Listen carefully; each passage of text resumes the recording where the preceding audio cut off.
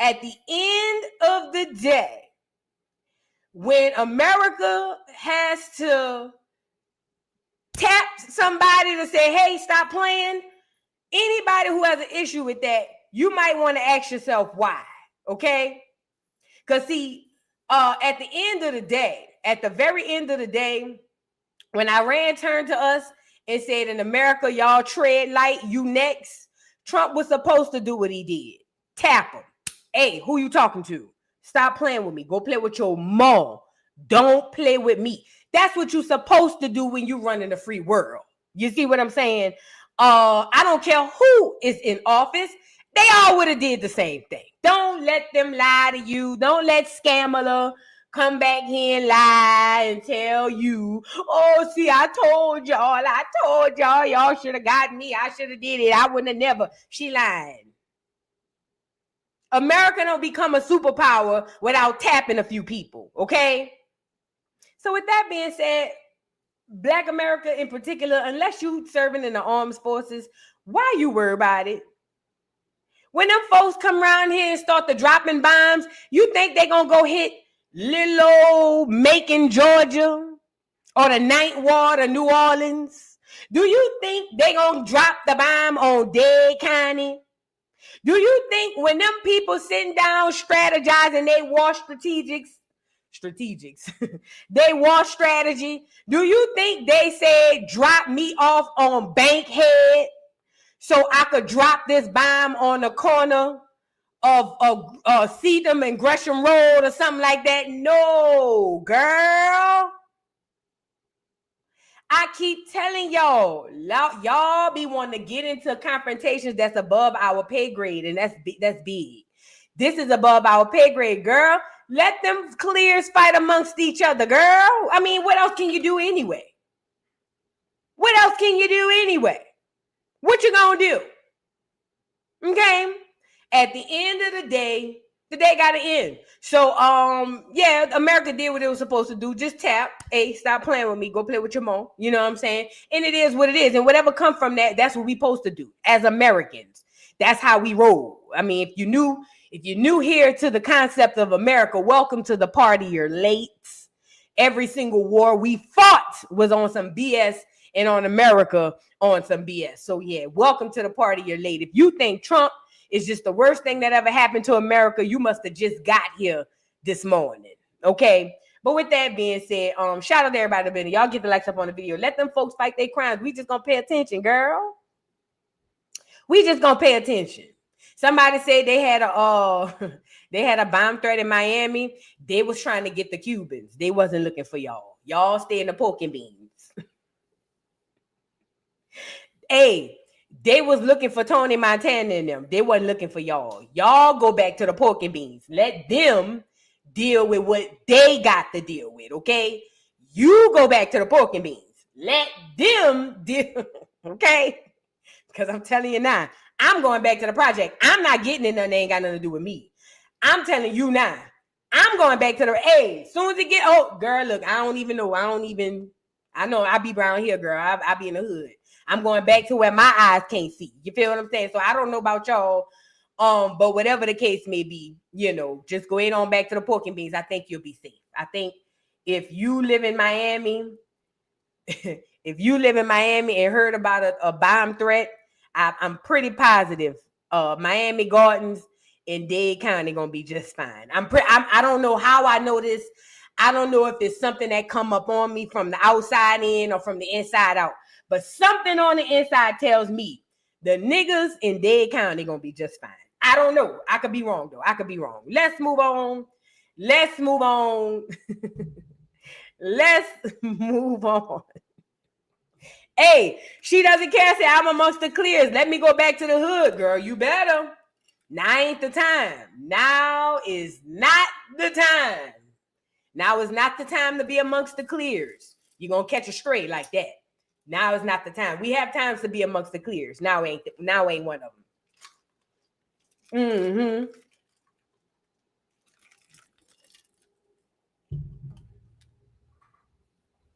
All right. I guess we can start off with Supa. Let's get Supa out of the way. So, okay. So this is what's going on. I'm going to set it up for you guys. Y'all get the likes up on the video. And I'm not judging. Let me start off by saying this. I am not judging. Because as a parent, I already know how it is. Don't nobody want nobody to tell them how to raise their children. However, it's the internet. And I get to give my perspective.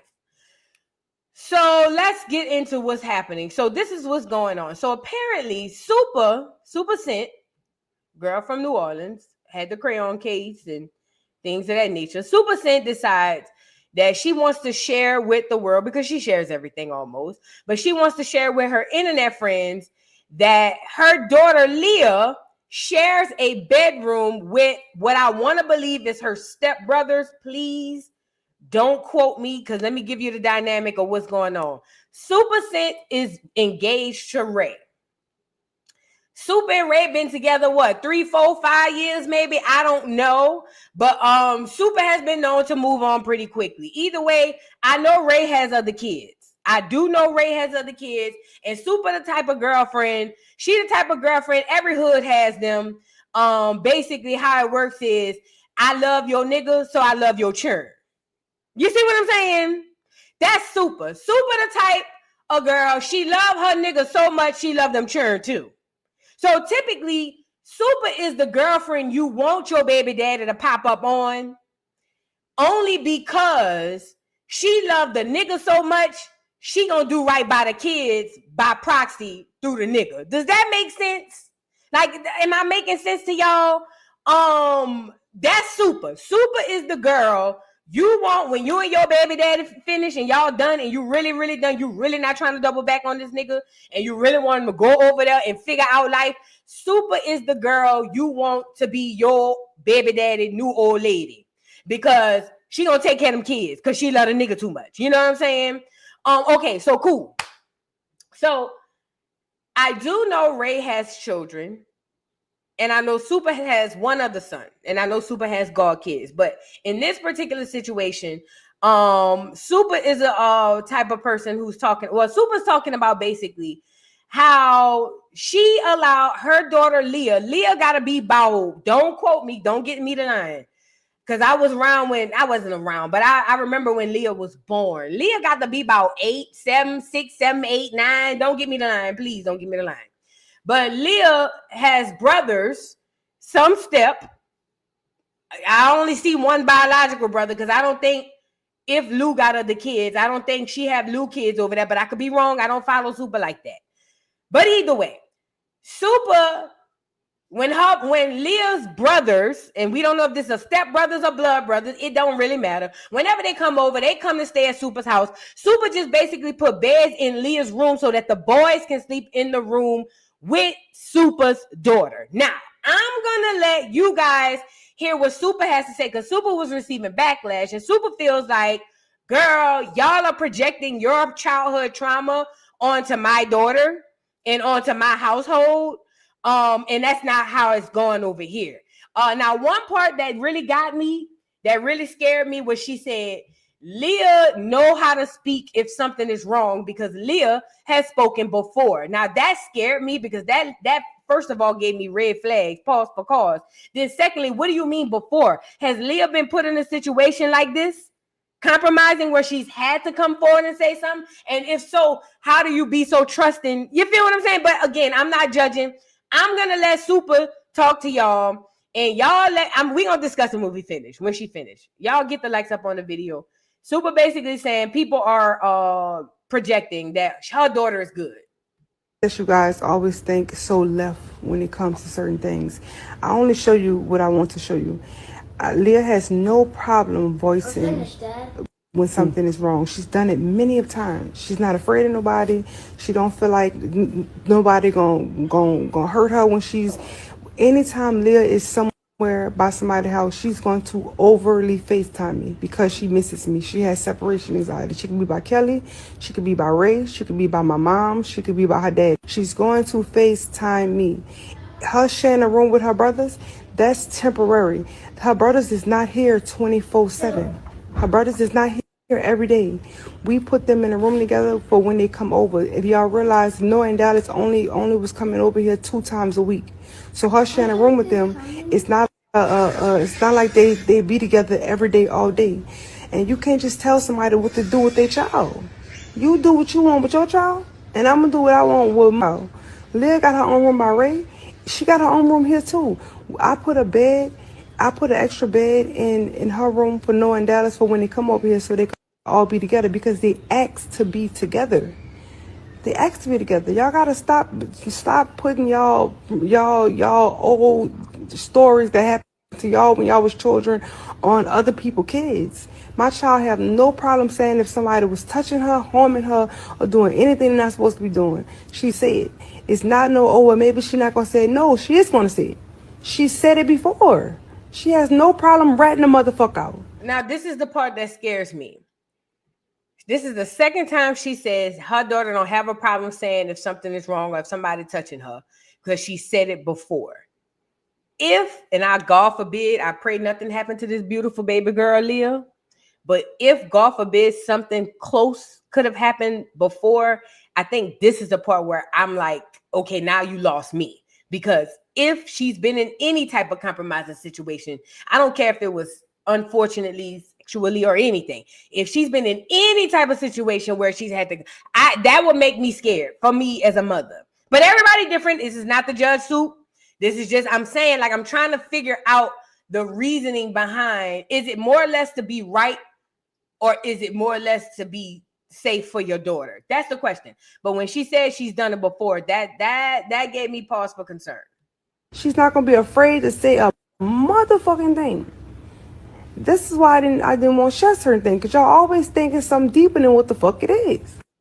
I feel like we has been through a lot of things. We have, especially in our little age group, we have all been through some traumatizing stuff as kids. Right? And I feel like a lot of people project that on other people's kids. I mean, we do it with our own kids. We always sit our kids down and ask these crazy questions, and our kids look at us like we crazy because of what we went through.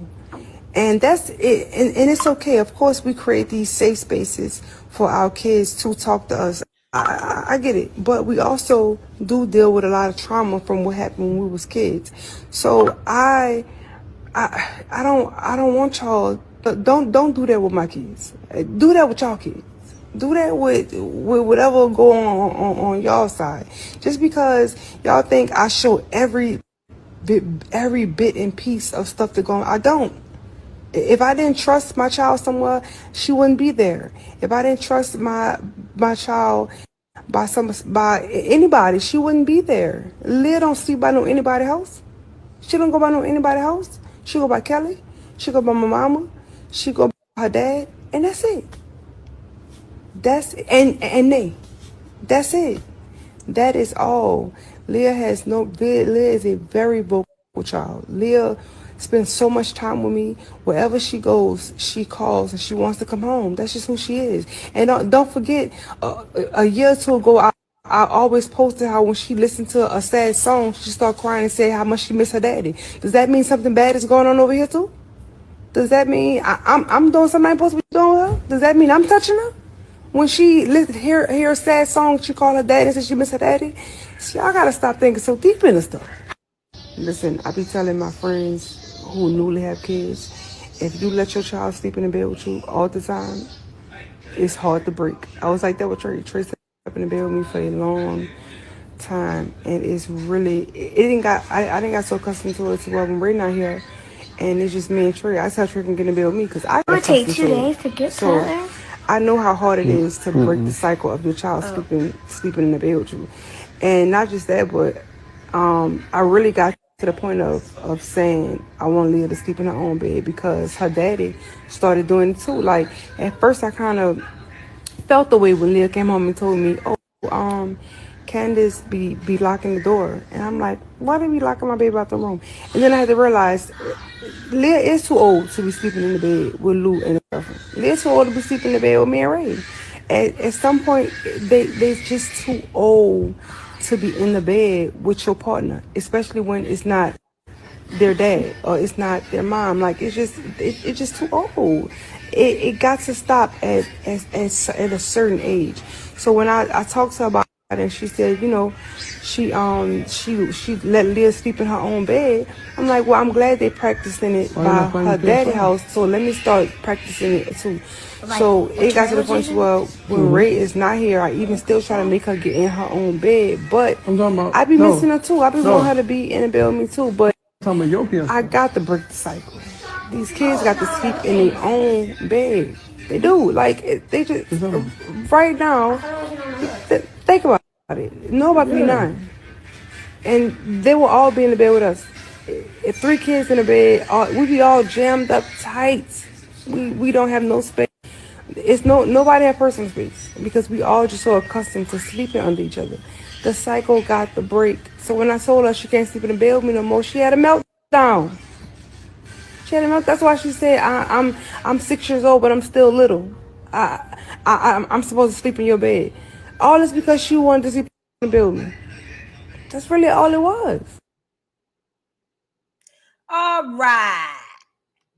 Let me see. I was like that when I was little. I didn't have issues with wanting to sleep in my mom's bed, but if I knew my dad or mom wasn't home, I didn't feel safe. Knowing they were at home, in bed when I was in bed gave me some sense of security that I couldn't explain. And if I woke up, one of them was gone, I would freak out. It's not that you're doing anything wrong. It's actually that you're doing everything right. You are her safe space. And when I want to sleep, especially because I didn't like the dark at the time, knowing both my mom and dad were in the house made me feel so safe. If one of them was still out, I could not sleep. So it's truly not that something is wrong and I'm the baby girl. So it's all also might have something to do with the way we're doted on, but means you're a great parent and she wants you around because you are a great mom. How you talk to her was perfect, Supa, and sending you love because I imagine how that took a toll on you mentally as a mom. Okay, now this is my thing, and I wrote a couple things down because this is what I want to say. First of all, people do what they want with their churn, but when you put it on the internet, now we get to say our piece. This is the thing. When it comes to Supa and this little girl, I have to start off by saying when Supa's right, she's right, and this is where she's right. Black Americans, especially in my age bracket, we do have a tendency of projecting our past trauma onto our children. We do. We got to be honest. We do. We do. We do. We do. We literally take the things that happen to us. As a matter of fact, us projecting things that happen to us as a child really is part of the reason why we horrible parents as we are today in 2025. That's part of the main reason why my generation of parents are just horrible parents. I just got to be real. I'm not saying everybody. If you're a great parent, I'm not talking to you. I'm just saying as a collective, we raised a group of kids that are children of the corn. Let's just really be real about it, okay? But we do project our childhood onto our children and to other people. We do. Good, bad, safe or not, we do project our childhood. Yes, Ray, sometimes by being aware, because sometimes it's not like that. Sometimes it's not. Now that I've gotten that out of the way, let me say this part.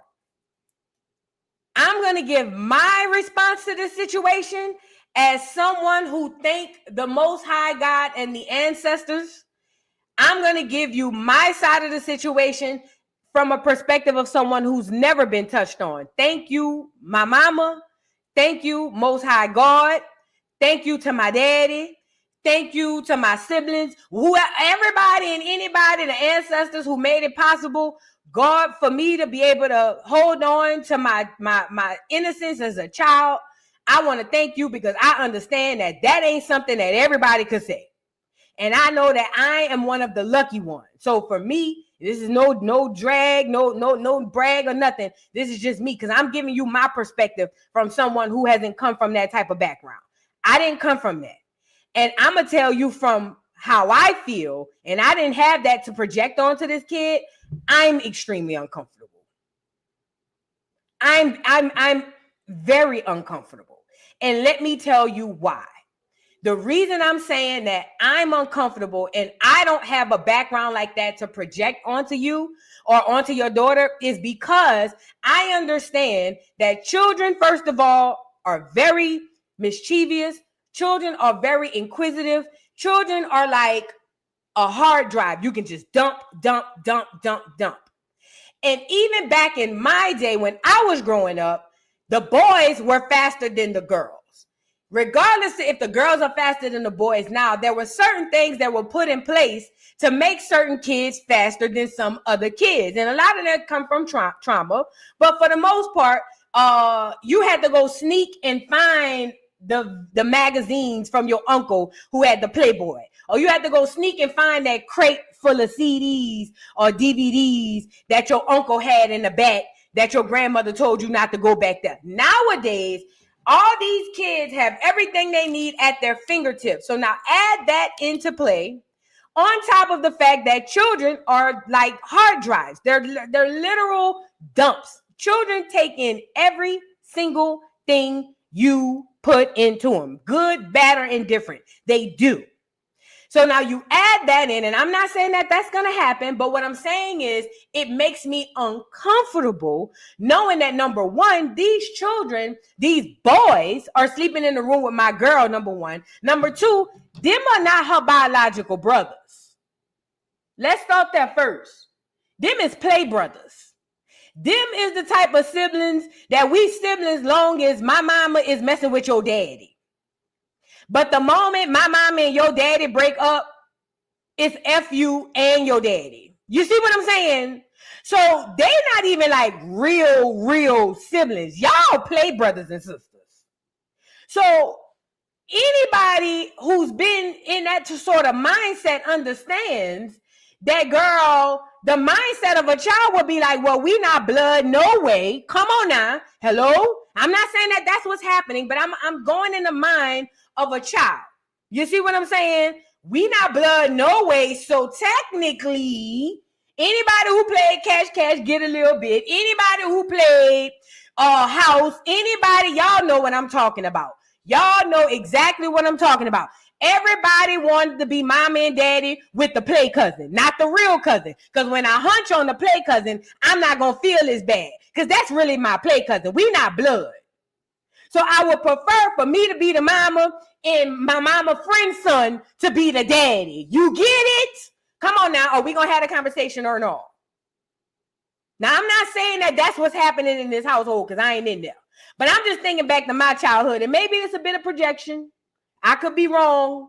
But you do be wanting your mama friend's son to play the daddy when we play house this time. So that way, when he tap me on my booty or if we hunch a little bit, it ain't gonna be that bad because we play cousins. My mama and his mama not really friends, not really cousins for real. They just best friends. And when I think of these play cousins, play brothers, woo-doo, things like that start to come into my mind. And it makes me uncomfortable. Again, it could be innocent. It don't even have to be nothing of what I'm thinking. And maybe it's my own projection. But again, I haven't been, God thank you, I haven't been touched on. But it could be my projection. It makes me uncomfortable. My mama had 4 kids a year apart. My mama had a child in 1980, 1981, 1983, and 1984. Yes. Bike to bike. Okay? 80, 81, 83, that's me, and 84, that's my brother. Okay? She had 4 kids, bike to bike. And one thing she always did was make sure me and my sister had a separate room and that we can close our doors because my mama understood. And we all got the same mama. Now, don't get me wrong. My 2 oldest siblings, we got the same mama, different daddies. But y'all know how I go in the hood. When we got the same mama, we real brothers and sisters. It's only step brothers and sisters when y'all got different daddies. you know what I mean? When y'all got different mamas. For real. Y'all know the ones you grew up in that house with, that's your real siblings. You feel what I'm saying? Now, if you didn't grow up in this house, then you a step, my daddy had you before he got with my mom or woo-de-woo type teas or whatever the case may be. But I'm saying all that to say, when it comes to this type of situation, you're dealing with outside entities that could play a part in these kids' life, and not just the boys, her baby too. Her baby too, because they got all these things coming at them at once, all these different things coming at them at once, and it makes me uncomfortable. And even my mama with blood siblings, when we all got the same mama, and even my mama made sure we had different rooms, and that me and my sister was able to close our doors when we changing our little clothes. You know what I'm saying? Or putting on, or taking off our uniforms, because after a certain while, especially in 2025, these little bitty girls growing boobs, 9, 10 years old. So my mama made sure that we had a room where we could close our door if we were changing and whoop de whoop. Now, when it comes to Supa and her daughter, she has this blind faith that maybe works for Supa, so it is what it is. But Supa, how you gonna get on here and say that you don't tell us everything when you do tell us everything? You literally do, and that's why people feel comfortable commenting on your life. And that's one of the things you got to be very careful with when y'all get on this internet and get to spilling all your tea. It's cool, but you gotta be mindful that at one point it's not gonna be cool, and you're gonna have to be cool with it not being cool. But as it pertains to Supa in her optimistic mindset, I love that for her, but it scares me. And I'm gonna be honest, most Black Americans have a huge problem with this. Most Black Americans knew that you're not about to sit and be sleeping in the bed with your boy cousins, your boy play cousins and brothers. You don't do that. That's not on our culture. That's not culture-like or culture-esque when it comes to Black Americans. It's just not. Since the beginning of time, the boys did the boys, the girls did the girls. Hell, even Thelma had her own room in good times while JJ and Michael slept on the mattress in the bed in the front. Am I lying? Even Thelma had her own room. Come on now. What we doing? I want to add this part too. Supa got too much money. Supa, I don't know if you got as much money as you had, but what I do know that you have, that you probably paid cash for, if you smart, you did, and I hope you did. What I do know that you have is a big ass house. There's absolutely positively no reason on God's green earth why your daughter need to be sharing a room with anybody. I don't care who it is. I don't care if it's Trey. I don't care if it's the Play Brothers. I don't care if it's you. I don't care if it's nobody. That house is too big. Leah don't have to share no room with nobody. Y'all make these children very codependent when you do that too. Let's really be clear about that. Leah shouldn't be sharing no room with nobody. You got too much money, too many rooms. Get them boys their own room. If they want to play room together where they can play while everybody's up and at them, that's one thing. But as far as her being a little girl, putting on her pajamas and getting in her bed, them little boys don't need to be in there. And you can't say I'm projecting my childhood trauma, because, bitch, I ain't got that kind of childhood trauma. At the end of the day, you know you're down bad. You know you're down bad. And this is another thing too, Supa. You are very, very questionable as it pertains to the safety of your child. Because I do recall you and Ray was sleeping in the bed with Leah when you first got with Ray. Oh, yeah. I remember that. Put a one in the chat if you remember. Leah, first of all, Supa hadn't had the keys wasn't even changed on the lock when she left Lou and went straight to Ray. Let's really start that first. She moves on really fast, and that's cool when you ain't got no churn. But I can recall when she first got with Ray, Leah and Ray was in the bed asleep, and I literally lost my shit. Because, girl, what? And she had a problem with that. Oh, my churn always sleeping with me. My churn always sleeping with me. You need therapy, Supa. You need to go sit down and talk to somebody and ask somebody why it is you have to have somebody in the bed with you when you close your eyes. That's a very codependent nature that you have that you're passing on to your churn. You need to go see somebody about that.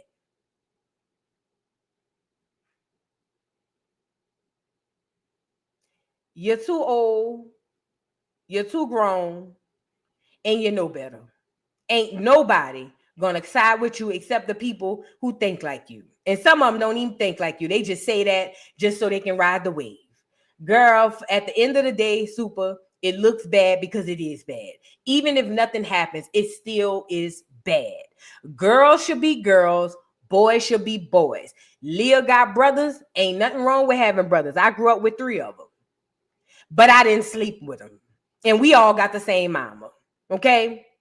I didn't sleep with him. And me and my brother, the one who passed, bless his soul, me and him was the closest out of any of my siblings. And I shared a room with my sister. And I was closer to my brother. You don't have to have them children share no room for them to be close. And Leah getting older now, Leah gonna have to get it how Leah lived too. You can't do what you used to do, baby. Now you're becoming a little girl. Now you're growing into a little girl who gonna soon become a young lady. See, these are the conversations you gotta start having with Leah. All the things you did as a child, you're not gonna be able to do that like that no more.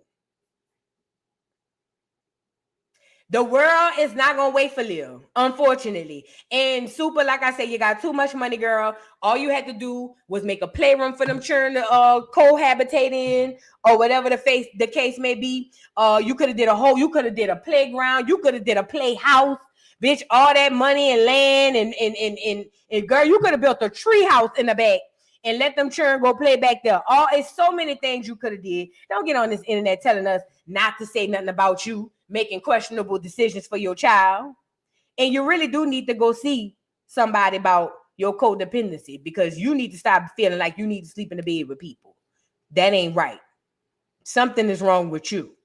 And I never forgive her for having Leah in that bed with Ray. I'll never forgive her for that, because bitch, you lost me all the way there. Let's move on. Y'all get the likes up on the video.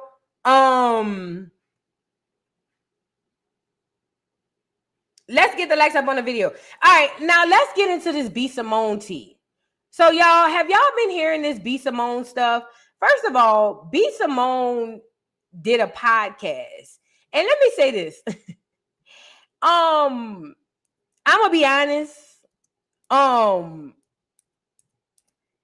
B. Simone woke up something that needed to be woken up that most people don't want to talk about. So B. Simone did a podcast with her best friend. And on said podcast, B. Simone best friend basically came out and talked about it was a few clips. Because one of the clips was the friend came out and said that basically she watched B. Simone pass out money to all these different people and do all these things for different people while she struggled. And she said she understood that wasn't B. Simone's responsibility. And because it wasn't B. Simone's responsibility, she completely understands. And that basically, she wasn't really tripping off of that. Now, mind you, these are real life best friends. These are real life best friends. On top of that, a few other things took place on this podcast that I wanted to get into. One was B. Simone talking about how broke she was and how she had to stop shopping at Bloomingdale's and down to H&M because of how broke she was. Now we're going to get into, I got 3 clips I want to show you as it pertains to B. Simone. This one is the first one as far as her going broke, having to shop at H&M. And I want to show you why B. Simone is so tone deaf and why she continues to fall on deaf ears of Black America, because she is just a walking billboard for not understanding the room. She's just an idiot. She's slow. She's stupid. Okay. Let's get into B. Simone talking about how she was broke, so broke that she had to shop at H&M. I don't even go in H&M. I don't even know what they sell, but whatever. Just my finances. Like the budgeting. You see how I am nitpicking every little thing. I've never been like that. We were in Bloomingdale's yesterday. I'm like, we have to go to H&M. Yeah. Like I notice it in me now, just nitpicking. And it's not even, I just don't have it like to spend the liquid. Yeah. I'm used to having liquid. I'm used to seeing a certain amount in my account, but it's just my finances. You see, she said, I'm used to having liquid. She's used to seeing a certain amount in her account. Remember not yesterday, but remember a couple of weeks ago, I told y'all how they create the new millionaires, right? What did I tell y'all how they create the new millionaires? What did I say they do? I still got it on the pad. Tiff, if you in here, girl, it's your second day, girl. If you get your money, just drop me off a couple of dollars, girl. But look, remember I told you how they make new millionaires, how they give people their new income on paper. So they're telling her, yeah, girl, you got money. But what she's saying is, liquid, I can't go in and buy what I want. Now, I have to go to H&M. Again, I've never gone to H&M, not one time in my life. I couldn't even tell you what they sell. I just know clear people be on the flyers and on the advertisement. But she's talking about how she went from shopping at Bloomingdale's to now having to go down to H&M. And this is why I say she's tone deaf. Girl, in today's economy, H&M is a blessing for a lot of people. And I don't even know how much it costs to shop in H&M. Girl, at the end of the day, listen, you being humbled to shop down at H&M, if that's your way of being humbled, then it is what it is, because you could be way worse off. And let's be real honest, B. Simone don't even have no real talent. She really don't. She don't. She don't. She really been here because what's his name? We're wilding out, bring her through there, and Instagram was letting everybody become a star. And girl, okay, you shopping at H&M. And this is another thing too, because it's seeming like the tables are turning here between B. Simone and her best friend, because we gonna get into it. B. Simone best friend has said that at one time she watched B. Simone give money away and she couldn't get nothing out of B. Simone, right? Well, it looks like B. Simone is now having financial issues. But before I give y'all this other one, I want to share this with y'all. So B. Simone's best friend spoke about receiving an opportunity, right? And we got to be honest. This is what normally happens. When you have friends, even friends who love and care for each other, and care for each other, sometimes on a subconscious level, there's competition there, obviously. And it seems to me like with B. Simone and her best friend, while B. Simone was on the up and up and on the rise, it seemed like B. Simone was like, girl, bye.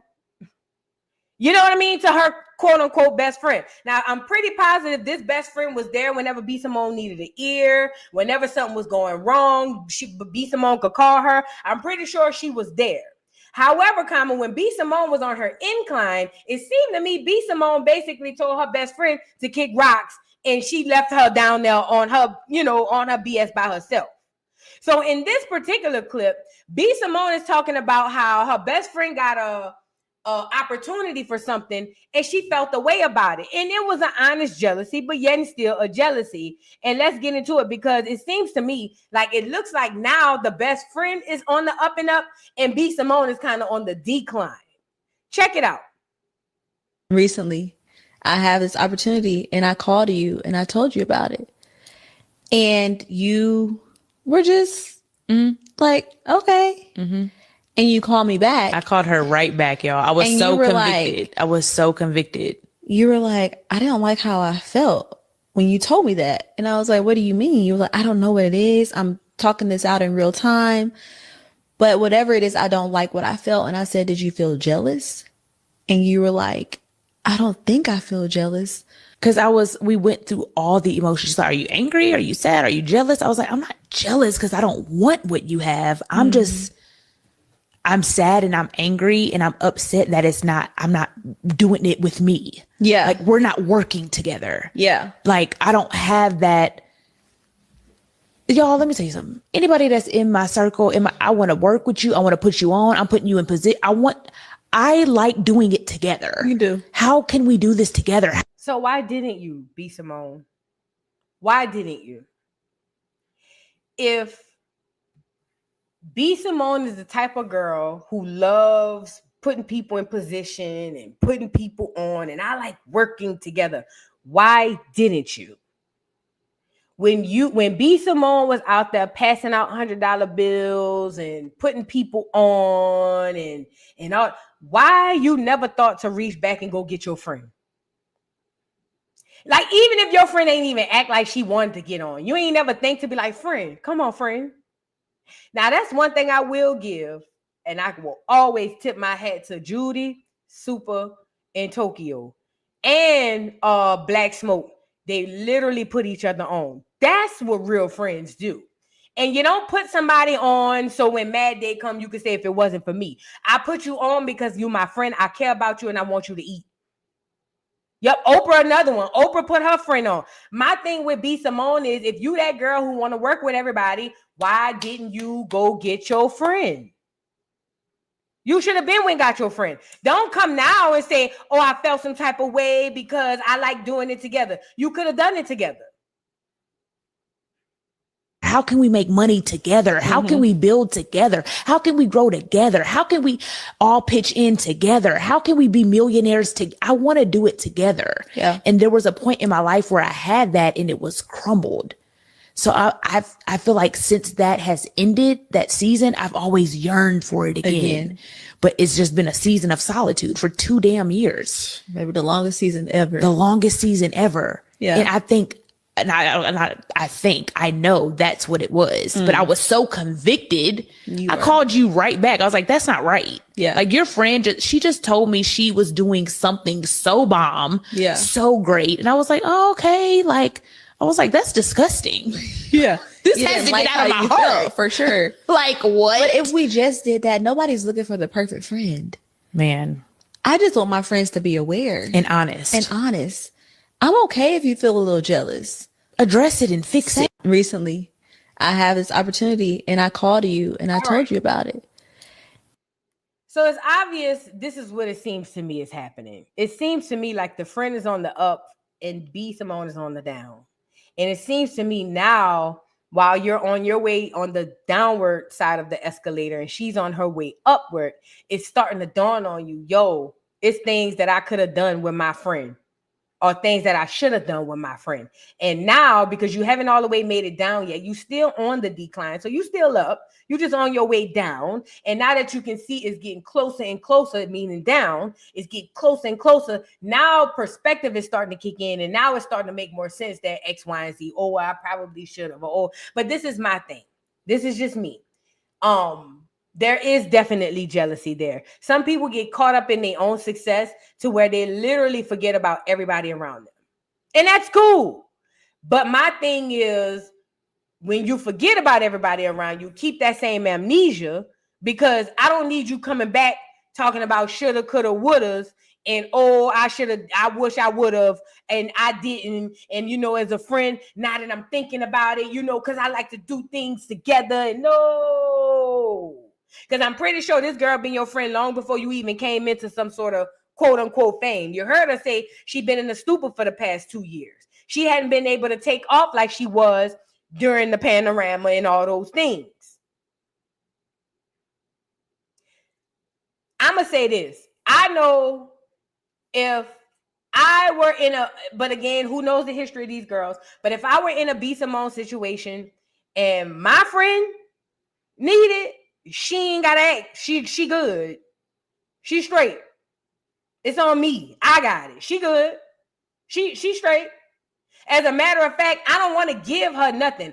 I'm trying to put her on.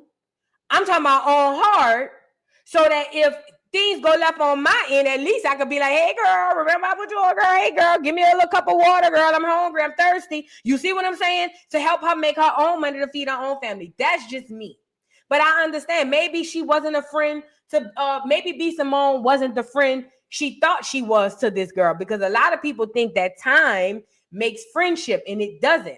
I know people who've been friends for 30 years and they really not friends. Time don't make that. So who knows? I don't know. I just feel like it's a day late and dollar short. B. Simone, girl, bye. Girl, bye. And this was the straw to break the camel's back for me. It was this conversation that I said, yeah, girl, if I was your best friend, girl, you would never see me again after this conversation, after this podcast. All this happened. Hold on. After this podcast, my best friend will never see me again. Being a best friend with a celebrity, everybody thinks that, because you're connected to this person, then your life is just as grand as theirs, or you got it, or they helping you. Baby, didn't have a job, living with my parents, a single mom. All this happened to me this past year. Jesus. And then it's like to not have resentment in my heart towards you because how do you not know? What do you mean, Jesus? You're her best friend. How busy are you? How do you not know that your best friend, unless she's just really good with keeping secrets, and it could be, but how do you not know your best friend messed up money-wise, financially? How you don't know that? What world you living in where your best friend need money and you don't know? Where she literally living with her mama trying to make ends meet, applying for welfare and food stamps. How does that happen unless she did a superb job of keeping it from you? How do you not know? My girl said, Jesus. What? And if you knew, why you didn't do nothing about it? If you knew, why you didn't do nothing about it? Why you didn't help your friend? This your best friend. I tell you what, if I'm broken down, busted, I'm calling my best friend. You're damn right. I'm calling a bitch. I need it. Oh, you're damn right. All this happened to me this past year. Jesus. And then it's like to not have resentment in my heart towards you because I saw you do this for other people. I saw you give a check to somebody. And that will be the part that I can never forgive. It's one thing to not give it to me. But bitch, I gotta watch you to give it to everybody else. Bitch. And I gotta go back. And don't get me wrong, my friend ain't obligated to do nothing for me. But I ain't obligated to be her friend either. And I have every right to say, you know what? When I was on my worst, bitch, I needed you and you turned your back on me, ho. I have every right to say I'm straight on you. You can't be mad at me just like I can't be mad at you. I can't be mad at you for not helping me. But I damn sure can't have you mad at me because I chose not to keep you around and call you a friend. Because I ain't gonna lie, I don't know about y'all, but my best friend is my sister. Like, nigga, I've been knowing her. She been in my life longer than my blood sister been in my life only because she passed. But yeah, my best friend is my sister. Ain't no way I'm gonna find out that my dog churn and them churn around there hungry and I can't help. I just don't see it in me. But like I'm saying, the friend have every right to say, friend, when I needed you, you did me down bad. I'm going on about my way. She would have every right to do that. That's all I'm saying. But the fact that B. Simone was not present enough to know all of this, or at least seemed to be shocked about all of this, child, that was not your friend. To help them through whatever they went through. And it's like, God, like nobody didn't give me a handout, but guess what? That wasn't your responsibility. God had to take me through that for my own season, for my own thing. I had to get my car repossessed. Jesus. I had to go through the food stamps line. I had to be on Medicaid because I'm building my story too. But it's like, as a friend somebody who has it, it's hard to digest. They're probably shocked that I'm even saying this right. Being a best friend with a celebrity. Right. As a friend who has it, it's hard to digest. And I think that question needs to be asked. Is that really your friend? This is a real question. And being friends for long periods of time don't necessarily make you a friend. But that's a question that she should ask. But I ain't gonna lie. Watching my friend give money away and I'm broke, that'll mess with me. That'll really mess with me bad. And then too, let me say this as well. First of all, to Black Americans, gone are the days where we get ashamed of when we having to go get on welfare. And let me tell you why. First of all of us, and I ain't gonna say all of us, let me speak for me. I, myself, has gone through the welfare system when I was young, 19, and I had a baby. First and foremost, we pay taxes. If you need to go jump in line to get welfare, food stamps, child care, WIC, I don't give a damn if you need to jump in the line to go get after school. I don't care. Get your ass in that line and go get it. Because guess what? When they was giving $20,000 away to these damn immigrants, we all was sitting up here looking crazy. So I just wanted to add that in. If you gotta go down to any welfare system, hold your head up and hold it up high, girl. You deserve that money and more. Okay? The only reason they give us a bad stigma of using the welfare system is so we won't get on it. But gone are the days, girl. If you need to get you some food stamps or whatever the case may be, sign up. Shit. Y'all want to act bougie around here like everybody rich. I ain't got it. But neither here nor there. The fact that B. Simone was so tone deaf during their friendship to not know, or even if she did know or didn't know, not to do anything about it, is giving to me that girl, whatever trajectory she's on, she probably did, like she said, have to go through whatever it was she go through, the food stamps, the welfare, so that maybe she can appreciate whatever success she has more than B. Simone appreciated hers. You know what I mean? So B. Simone is a horrible friend. As a matter of fact, she's a very self-centered, horrible friend. It wouldn't surprise me if she's not a friend to anybody. And that's okay. And that's okay. But them type of people, you got to have, I got friends like that you friends with, but it ain't real friends. Like, it's just, you see them, hey girl, we spend a night, and not spend a night. We might go out, whoop the whoop, but we ain't friends. And it could just very well be that. But B. Simone is not a good person.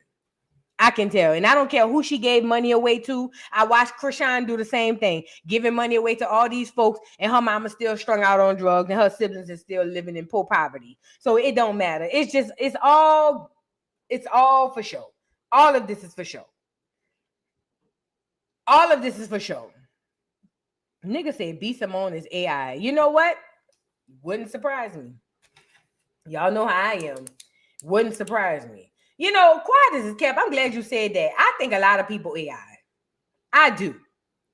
I think toilet paper might be AI too. And I think, and I know I go off on a tangent, but I think we've been walking amongst AI. And I think we've been walking amongst clones, test tube babies. I think that we done all interacted with these mother pluckers down to the store, to the bank, the library, the fast food restaurant, school, work. I think we done all been amongst these mother pluckers. So much so, even if they told us who was AI, we wouldn't believe it, simply because it became such a norm.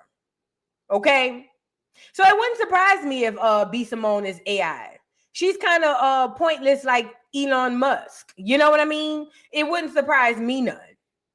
It wouldn't surprise me none. I'm so tired of all these weird, random, mysterious people come crawling out of the woodworks. Ew, I don't get it. I don't get it. My son's father been saying that for 20 years. He might be on to something. For real, though. We've been walking amongst... tell the truth, y'all. Keep in mind, they were cloning in the 50s. They were cloning in the 50s. They were cloning in the 50s. And that's when they told us they were cloning. All this technology is recycled, Y'all never hear about them old ancient Egyptian mythologies about how they used to have heated floors and marble. All of this stuff is recycled technology. All of it. So who knows? Obama might be a clone. He might be AI. He might not be real. Trump might not be real. Who knows? Girl, I don't know. Let's move on. I'm telling you for real. Listen to me and listen to me good. Listen to me and listen to me good. First of all, I hope y'all are grounding. Please get out there and ground 15, 20 minutes a day. But I'm telling y'all, I've been getting downloads. I'm telling you what I know. There's some real freaky stuff going on around here. And we've been walking amongst these folks for a long time. Y'all remember the Bible? What the Bible say? Didn't they say the angels, the giants? Remember they say the giants came from the heaven down to the earth and slept with the people? Put a one in the chat. Now, I'm not a big Bible thumper, but y'all know I came up Jehovah's Witness, so we knew the Bible. I might not remember the verse in the chapter or the book, but I know the story. But in the book, it said that the giants / aliens / angels came to earth and was procreating with the heathens on earth. So you mean to tell me that you don't think none of these people done came to earth and Now y'all can say I'm talking crazy, but I bet you won't say the Bible talking crazy.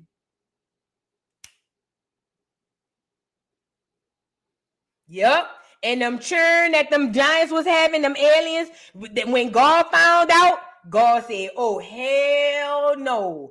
I told y'all not to go down there. And he told the niggas that was down there, I told y'all not to mess with these alien angel niggas. Not everybody gotta go. You get it?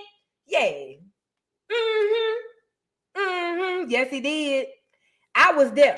I know what I'm talking about. I was there. I read the book. Okay. With that being said, yeah, y'all can sit around here acting like people talking crazy if you want. Go ahead on. Go ahead on. If you still calling this stuff conspiracy theory, then it's no use for you, baby. Just enjoy the rest of your days. You a lost cause. Enjoy the rest of your days. If you still calling certain things conspiracies, it's a wrap. Now don't even worry about it, baby. Just clock out. Just clock out, baby. Don't worry about it. Now let's move on. Now I want to get into, you guys, this Jocelyn Savage situation. Now, girl, y'all remember Jocelyn Savage? Now, Jocelyn Savage, remember Kels, he been trying to get out of jail. Now, Jocelyn Savage is one of the young girls who mama and daddy was up there throwing rocks. Y'all remember when on Surviving R. Kelly, this was her daddy. Remember the daddy had said he was crying and he had said, he got my baby, he got my baby. And they said, where she at? And they said, he got her held up in that studio right up there. And they said, where she at? He said, she up there. And he started getting rocks and started throwing rocks at the window like a little bitch. Because I remember saying, her daddy a whole hoe out here. Girl, the way my daddy would have broke that door down. Girl, this nigga standing under the doggone thing throwing rocks at the window. And Jocelyn in the window saying, Mom, Dad, I hate you. Go home. I hate you. I hate your guts. I literally want you guys dead. Leave me alone. This is what Jocelyn was saying while the daddy was down there throwing rocks, skipping rocks at the damn window. Nigga, your daughter is upstairs. This nigga downstairs skipping rocks at the window. Jocelyn Savage, whoever your daddy is, Mr. Savage, you a whole hoe out here. I will never forgive you for skipping rocks at that window when that man had your child up there, okay? Yes, he was skipping rocks. That nigga was skipping rocks, and it was in that moment I said, I will never forgive Mr. Savage for skipping rocks at that damn window while that man got your child up there held hostage. Nigga, have you lost your rabbit? This nigga up there.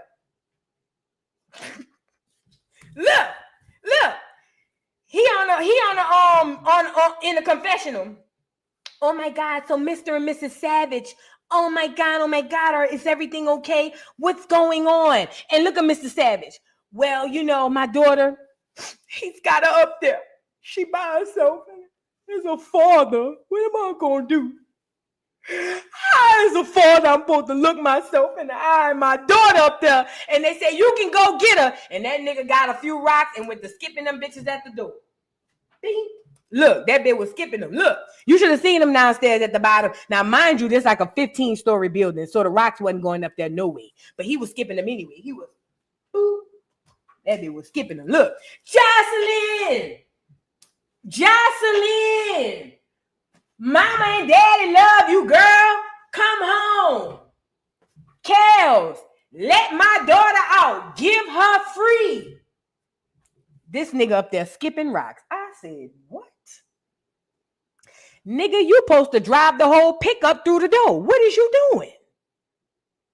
No wonder R. Kelly took your daughter. Nigga, I don't even want your daughter, and I want to take your daughter.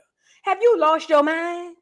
This nigga was skipping rocks. I never forgive him for it. I never forgive him. He was supposed to die about that. But this nigga was downstairs skipping rocks, crying like a little bitch. But you know what I did appreciate about R. Kelly? You know what R. Kelly said? As long as I was paying you, you was fine. But the moment she turned 18 and I told you I didn't want to pay you no more, now you want to be down here at the studio skipping rocks. And you know what? For the first time, Robert, you in the right. Let's talk about it. Now, anyway, Jocelyn, after her daddy skipped rocks, R. Kelly went to jail, prison. They gave him life, damn near. He been trying to get out, telling the judge that the Fed's trying to get him. But the judge said they don't know nothing about all that because they is the Fed. So, long story short, Jocelyn has come out and said in what's she doing? Oh, protection of her man. She said, Jocelyn said, all y'all haters. She said her mama and her daddy is haters, and we got them on here too. We're gonna get the daddy on here. This time he wasn't skipping rocks though. But we're gonna get the daddy on here, see what the daddy had to say. But either way, the girl said that her mom and her daddy are evil. She don't like them. She don't know what they talking about. They hating on her. She in love with R. Kelly, and all y'all hoes is mad and hating, and y'all not invited to the wedding or something like that. I kind of vaguely remember the video, but let's get into what she had to say. Shout out to Jocelyn. Jocelyn about 45 now, huh? Yeah, come on. My name is Joselyn Savage. I'm 29 years old, and I'll be 30 next month. I just want to come out here shortly to let you guys know that I am not a victim. I've been with Robert for 10 years. He has been incarcerated for 6 years, and I have seen him every weekend for the past 6 years. Just 3 years ago, I proposed to Robert, and he said yes. And we are planning on getting married and having a family, and I'm very excited about that. But anyways, I just want to come out here and let you guys know to please do not believe the lies that my mother and father are coming out here saying about me and Robert. I am not held against my will. I am not a sex slave. I am not brainwashed or any of those crazy lies that were told on me. And I just want Robert to get the righteous justice that he deserves, because he deserves to be free. Enough is enough. I'm tired, and he's tired as well. So I just want you guys to continue to please pray for him. I'm praying for him. I believe that he will be out. Hi, everyone. My name is Jocelyn Savage. I'm 29 years old, and I'll be 30 soon. I have hope. And just, you guys, please, just do not believe the lies, because enough is enough. It's been 6 years, and I'm just tired. I choose not to call my mother and father because I do not want to talk to them. I have a cell phone, and I choose not to call them. So I'm a grown woman, and if I decide not to call them, that's my choice. And it is what it is. So once again, I'm happy where I'm at. I'm in love, and I'm good. So thank you guys for listening. Have a great day. Bye. All right. So according to Jocelyn, she said he's going to be home soon. So we'll see. Let me just say this. I got to be honest, and we got to just call a thing a thing. We have to call a thing a thing. That girl, 29 years old, she ain't no victim no more. It's over. It's over. It's over. It's over. It's over. She 29 years old, in every language, in every encrypted way, telling y'all that's her nigga. It's over. It's over. It's over. It's a wrap. At 29 years old, if that's where she want to be, girl, bye. Bye. Now, could she be suffering some sort of Stockholm syndrome or pop? Maybe. But at 29, girl, bye. Go. Bye. Bye. Bye. Bye. Bye. Y'all go off. Have a happy life. Whatever it is y'all gonna do, girl, go. You and your nigga, go. And from what I'm hearing, they say he like the Azrael Clary better than her anyways. So maybe she's trying to get in where she fit in. But either way, at this point in time, Black America got to let Joce. I don't even think Black America had Jocelyn Savage. It was her crazy ass mom. But it's time to let Jocelyn go. Them girls is in love with R. Kelly and his dirty drawers. It's over. It's a wrap. It's it. It's a wrap. It's a wrap. Okay? It just is what it is. I think we gotta get off of it. We have to.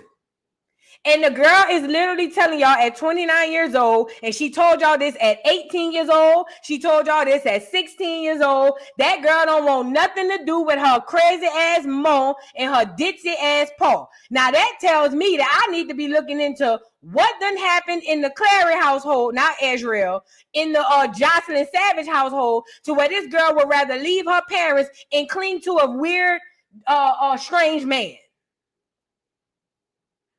That's what we need to be investigating. Because what kind of father would even allow his 16-year-old to go with a grown-ass Robert Kelly in the first place for any amount of money? That's what nobody ever wanted to ask about that. Why is this girl running away from her mom and daddy so hard? I get it, being crazy behind a nigga. I get that, but it's something else to that. It's something else to that. Girl, it's all right. Like at this point in time, she's picked her side. It is what it is. It is what the hell it is. She said she waiting on her husband. She proposed. Not he proposed. She proposed. He said yes. All y'all got to do is wait for y'all invitation in the mail. That's it. Y'all got to stop dragging this stuff. Y'all can't make people out to be victims who don't want to be a victim, even if they are a victim. You can't make me be a victim if I don't want to be one. She doesn't want to be a victim. So she's not a victim. It is what it is. Now her mom and daddy had came out. Girl, let's get the mom and daddy on here. So the mom and daddy had came out. And I want y'all to see them because they just about as slow. And they've been slow. I think something wrong with the mama and the daddy. I said that upon first sight. Because it would be one thing when I found out Jocelyn was with R. Kelly and her mama didn't know. But when I found out she had a daddy, a young, physically capable father, and he allowed her to go over there, immediately I said, something is off here. Something here is off. Because even if a mama will allow certain stuff, most stuff daddy's going to step in and say, we not doing that. What, 16, R. Kelly concert? Hell no. That's what a real father does. A real father don't take you to the R. Kelly concert where he on stage talking about seems like you're ready and flicking his tongue a million times. A real father ain't taking his daughter to no show like that. But yet and still, her mama and her daddy took her to go down there by R. Kelly. So they literally hand-delivered her to this man. I've been looking at this family, this mama and daddy, with a weird eye since the moment I laid eyes on them, since the moment I learned about them. Something is weird here. Something is wrong here. But nobody want to talk about that. Something is very much wrong here. That girl don't want nothing to do with her mama nor her daddy. Something is wrong here. Jocelyn Savage parents claim new video of their daughter saying she's still with R. Kelly and wants relationship with them is AI generated and not real. Now, these folks done gone off to say that this is AI. But again, these are not a couple. This is not a couple that's playing with a full deck. Let's really be clear. This is not a couple playing with a full deck. Now, I'm not saying that it couldn't be AI. It could be AI. But this is not a couple that's playing with a full deck. She's the mama and the daddy. Something wrong up here. This girl done screamed from the mountaintops of Kilimanjaro to her mama from the time she left their house at 15, 16. I hate y'all. I don't want nothing to do with you or my daddy. I hope y'all die. This girl done said the most horrible, heinous shit. And they still running around here talking about Photoshop and AI. Something is wrong. Something is wrong. There's something missing. The lights are on, but nobody's home. The lights are on, but nobody's home. I'm telling you what I know. That girl could be right in their face. They still gonna say it's AI. It says Jocelyn Savage's parents aren't buying it. After a new video surfaced of their daughter saying she still has no contact with them and is looking forward to a future and children with R. Kelly, her parents are calling cap. They've claimed the video was AI generated and believe someone is using her image and voice to push a false narrative. This comes after years of public pleas from Savage family to reach Jocelyn, who they say has been cut off from them since her relationship with R. Kelly began. The video shows Jocelyn smiling, talking about proposing the disgraced singer and planning their future together, sparking fresh debate online about her current status and well-being. Again, the girl done said it in person. The girl done said it on the telephone. The girl done said it on FaceTime. The girl done said it at a play, movie theater. The girl done paid a plane to, with the message on the back to fly the message in front of mom and daddy house. The girl done put on the plane, I hate y'all, leave me alone, and flew the plane in front of mom and daddy door. Girl, she done had Trump send a shout out to the mom and daddy to say how the girl still really hate y'all, and they still on here talking about Photoshop and AI. Something is not right up here. Something is not right up here, and that's probably why that girl was running from around there. Let's get into it. Video earlier today that was circling around on the internet of our daughter Jocelyn. It's been about a little over 6 years since we physically have seen her out in public. The video that we saw did bring some concerns because it appears that the video is AI generated. Anybody knows about AI, how realistic videos can be from just a simple picture. Her voice, speech didn't match some of the video recordings. The gestures within bra image on her shirt. Actually, the mouth moved when she talked, and so it's brought some serious questions, and it confirms serious concerns. It confirms why we have been fighting so hard just to make sure she's fine, healthy, and okay. Basically, that's all we want to know. Like in the video, that was her. She said that she has a choice if she wants to have a relationship with her family, her parents especially, and that's true. We just wanted to make sure she's fine, healthy, and okay. And that's all we asked for. And the video that we saw today, it still doesn't answer our questions because the video definitely appears to be AI generated. We've been through so much as a family, We had no other choice tonight to file a report, a missing person report, twice. If you think back and look at all the times that has happened in the past where they said that she had a baby, that was false. They also said some other things about her that was false, like the book, false. The Patreon account, false. These things concerns us as a parent. We really need to find what's going on with our daughter, because at the end of the day, we don't know what's going on. We are eager to find out. So please, pay attention. Look at what we see and judge for yourself and tell somebody else and say, hey, does this look like an AI generated? Because it looks like it to us. So thank you. And whoever is behind the video, we demand answers, and we hope to get a resolution soon and to have some type of closure. And if she wants to have a relationship with her family or not, that doesn't matter at this point. We just want to know that she's fine, healthy, and okay. Right. That's all we ask for, to make sure you're fine, healthy, and okay. We love you. From your parents and from family. Thank you. I seen the video earlier today that was circling around on. All right, let me just say this. This thing that not only Jocelyn's parents did, but Azriel Clary's mama did, and all these other things. Y'all be selling y'all children, and then when it don't go the way you thought it was gonna go, then y'all be wanting to come back to us and play mama and daddy. And I don't like that. Mr. Savage, you literally handed your daughter over to Robert Kelly on a silver platter and gave her to him to do whatever it is he pleased. And you know it as a man.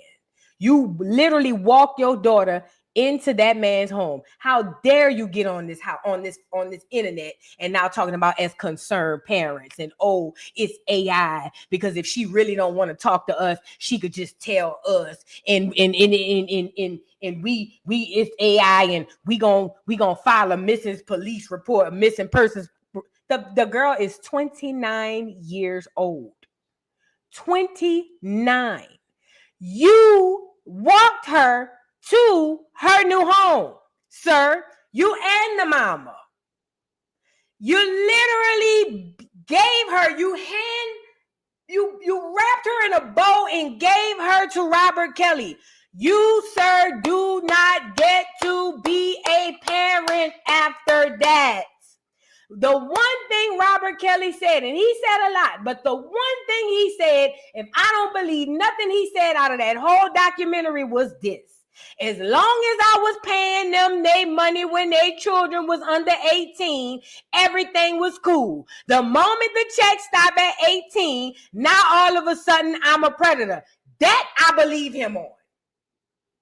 And I believe you hand delivered your daughter to that man to do whatever it is he wants. Because you knew as a man, especially a man who got money, fame, clout, and he's a big time entertainer, you know he gonna do whatever it is he want to do to your daughter. Because you as a man understand men.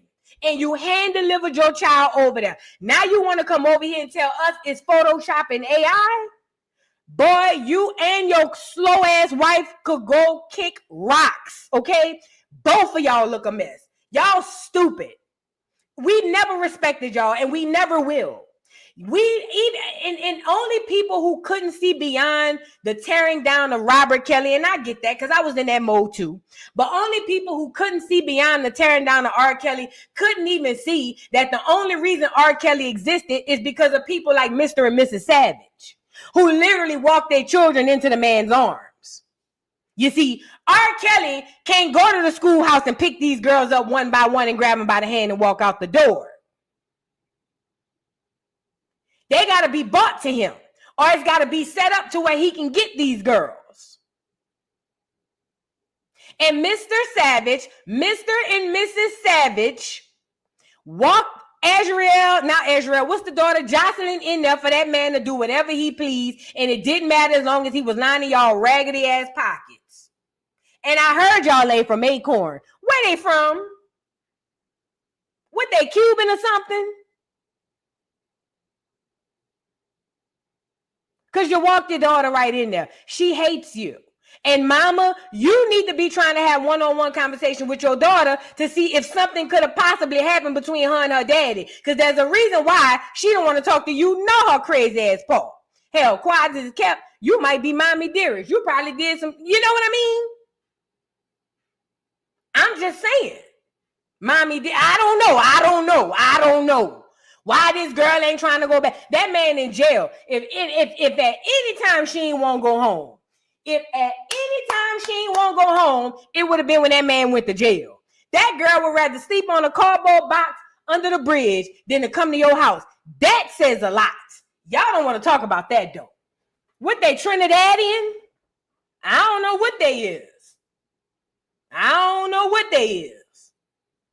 I can't tell you what they is. I can't tell you Trinidadian, Cuban. It don't matter. I can't tell you what they is, but I can damn sure tell you what they ain't. He ain't even from Acorn. They ain't no Black Americans. They ain't even from Acorn. So that we know. But again, y'all gonna get on here with that weird shit talking about how somebody done did something to your daughter and you want to file a missing police report. I wish the police station tell you file another one, bitch, you're going to jail. That girl, 29 years old, she ain't missing. She just don't want to be found. The hell wrong with y'all? I ain't never met a child who don't want to go back to their mama house. Even if it's just to spend a night, bitch.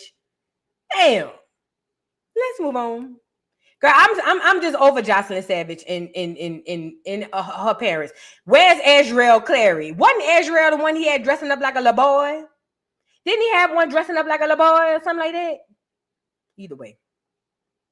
Because, it's just ridiculous. It just really is. It really is. Now, really quickly, I just want to really say a few things about this Diddy trial. And then we're going to finish reading a little bit more off of this Tyler Perry trial. We just taking our time with it. We ain't rushing. Ain't much going on. You know what I'm saying? But anyway, when it comes down to this Diddy trial, now we have the drug mule, Brendan Paul. Let me get him on here. Now we got Brendan Paul, who was supposed to be the drug mule. He's allegedly on the stand now. And Brendan Paul is, now mind you, he's the clear boy who they said they stopped him. Remember when they Brendan, hold on. Remember when they arrested Diddy and then they caught his airplane coming from Miami and that clear boy? Brendan Paul. That clear boy who was found with all that Tusi on him. It's a lot of tea behind that. Now, let me get him on here. Now, I heard through the grapevine, I heard that this Brendan Paul boy ain't just no average clear little boy. They say that this Brendan Paul guy is actually, let me not scroll while I'm on here because I don't know what Twitter gonna show me. They say the Brendan Paul boy is actually from a well-to-do family. He went to Syracuse, or he was supposed to play for Syracuse or something like that, if I can recall, or whatever. He ended up not playing for Syracuse, but ended up playing with Diddy. Now, according to him, he says that basically when it come down to the Diddy situation, that he only seen Diddy do drugs maybe 5-6 times or whatever the case may be, even though he was front and present and a event coordinator for the freak offs. But it seems to me like he kind of playing both sides. Like the prosecution got him as a witness, and that's probably why they gave him the immunity. But it also seemed like he's really not trying to tell it all. You know what I mean? And to be completely honest, I thought he was one stop. I think Brendan is one stop. I don't care what nobody sees. And I think the reason we don't know as much about Brendan and they holding him down like that is because whoever his paw or whoever his people is. But I believe this Brendan dude, he really is the mold. I think he one stop, and I think that he really was the one bringing all of the stuff, woo-to-woo, because they hurry up arrested him, hurry up gave him immunity, hurry up. According to Gene Deal, they said he had a federal state case that he was fighting before this, but they try to make it seem like the little drugs he had on him, he didn't know what he was doing. But according to Gene Deal said he was still fighting a state case. So he said he had to know what he was doing. One stop, Kiana said, what is one stop? One stop is the drug dealer. That's Diddy drug dealer. They call him one stop because it don't matter what you want. It's one stop and he got it.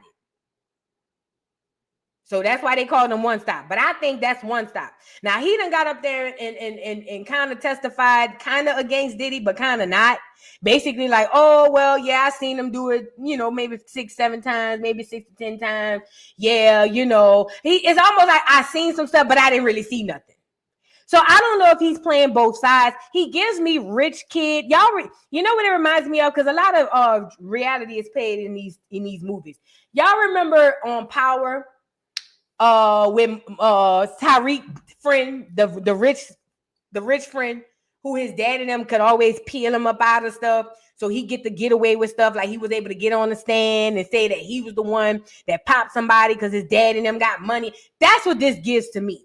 Brandon, whatever his name is, he gives me one of those well-to-do protected kids who can go play with Diddy because when it all falls down, I'm good. My dad and them got me. I'm straight. You see what I'm saying? That's what he gives to me. Now, he's kind of, like I said, he's kind of testifying, but not testifying. This is prosecution's last week on the stand. Then the defense is going to come on stand. They're going to have their opportunity to call whoever witnesses they want to call or do whatever it is or cross. I don't know how it go. I'm not really into the whole thing, the whole law thing or whatever the case may be, but they will have their time.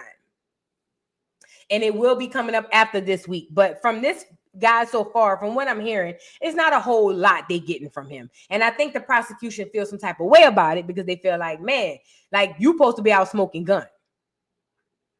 And the gun is firing, but we don't see no smoke. You see what I'm saying? That's what it's giving to me. So we'll keep our ears peeled and posted to this to see what's going on with this Brendan Paul dude. I'm interested to see what the defense is going to get on here and do. Because I know it's going to be a lot of whining. When they get on here and get the tandem folks down, it's going to be a lot of whining. And I already know it's coming. Now, I wanted to, now listen, we've been over here having fun with this Tyler Perry lawsuit. Remember, y'all? We've been around here having fun with the Tyler Perry lawsuit. But I still got the tab up. Look at that. So we finding out, this is what we know so far with Tyler Perry. Tyler Perry, if you don't know, you guys, is being sued by a former cast member. Basically his name is Derek. Don't give me the line. Let me get him on here. Here you go.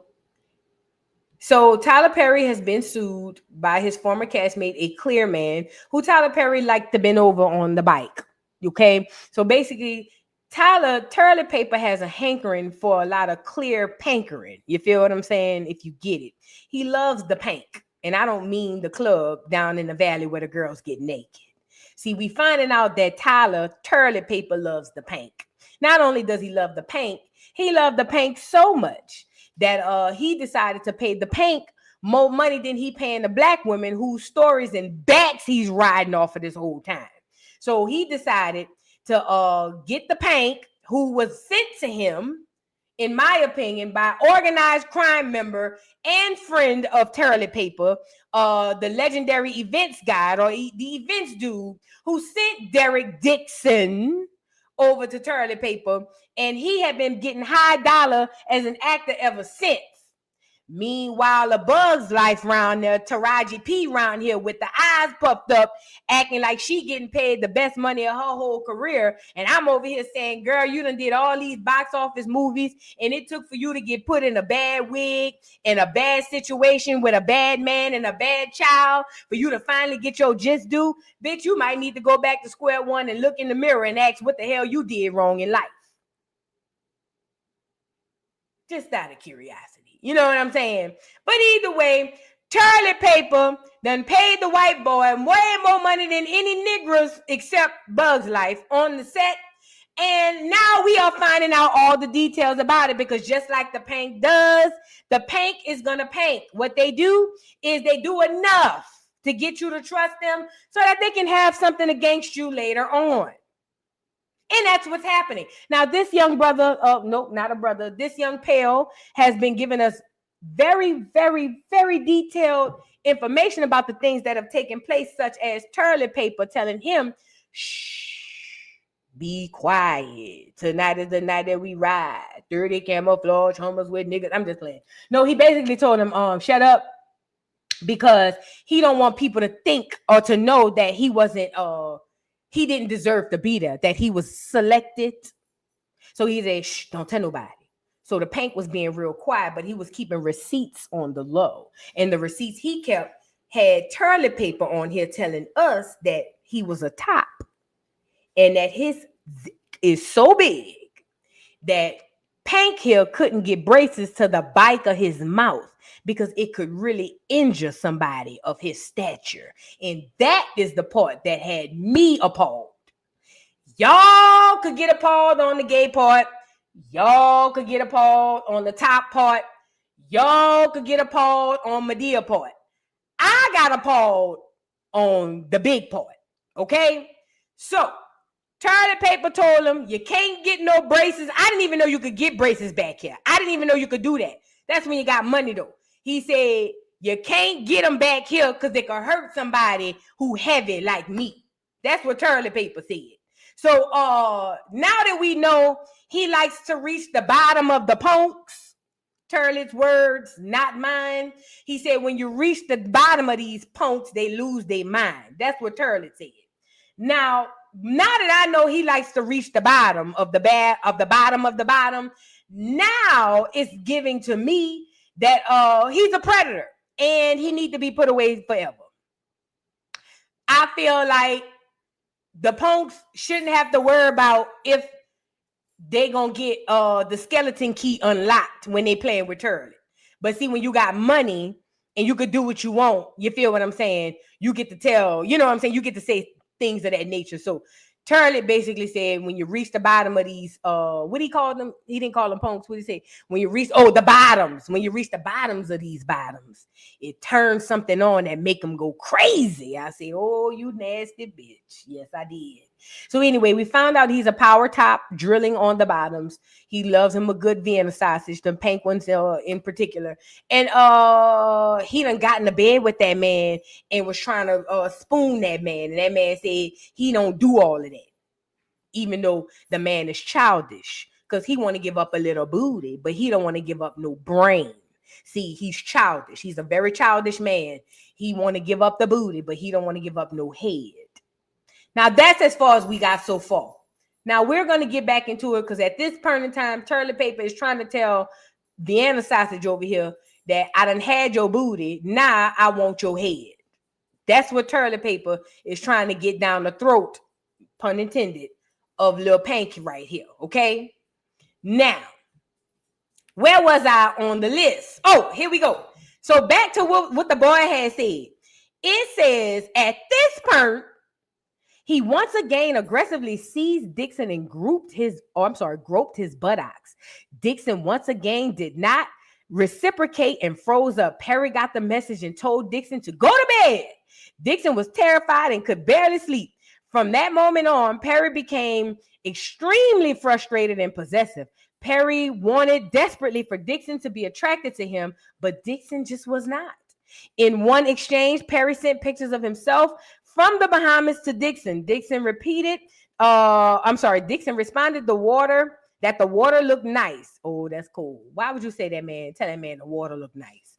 Perry got upset that Dixon did not see the stud in the picture and instead focused on the water. Perry called Dixon an asshole for laughing out loud at Perry's desire for Dixon to call him a stud. So now you over there trying to get that man attention. And because he don't want to say you fine, you feel some type of way. But Toilet Paper, nothing about you is fine.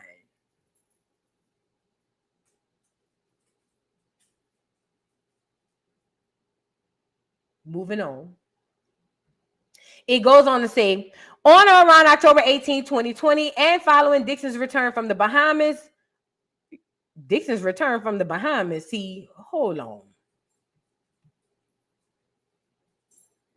In the exchange, Perry sent pictures of himself from the Bahamas to Dixon.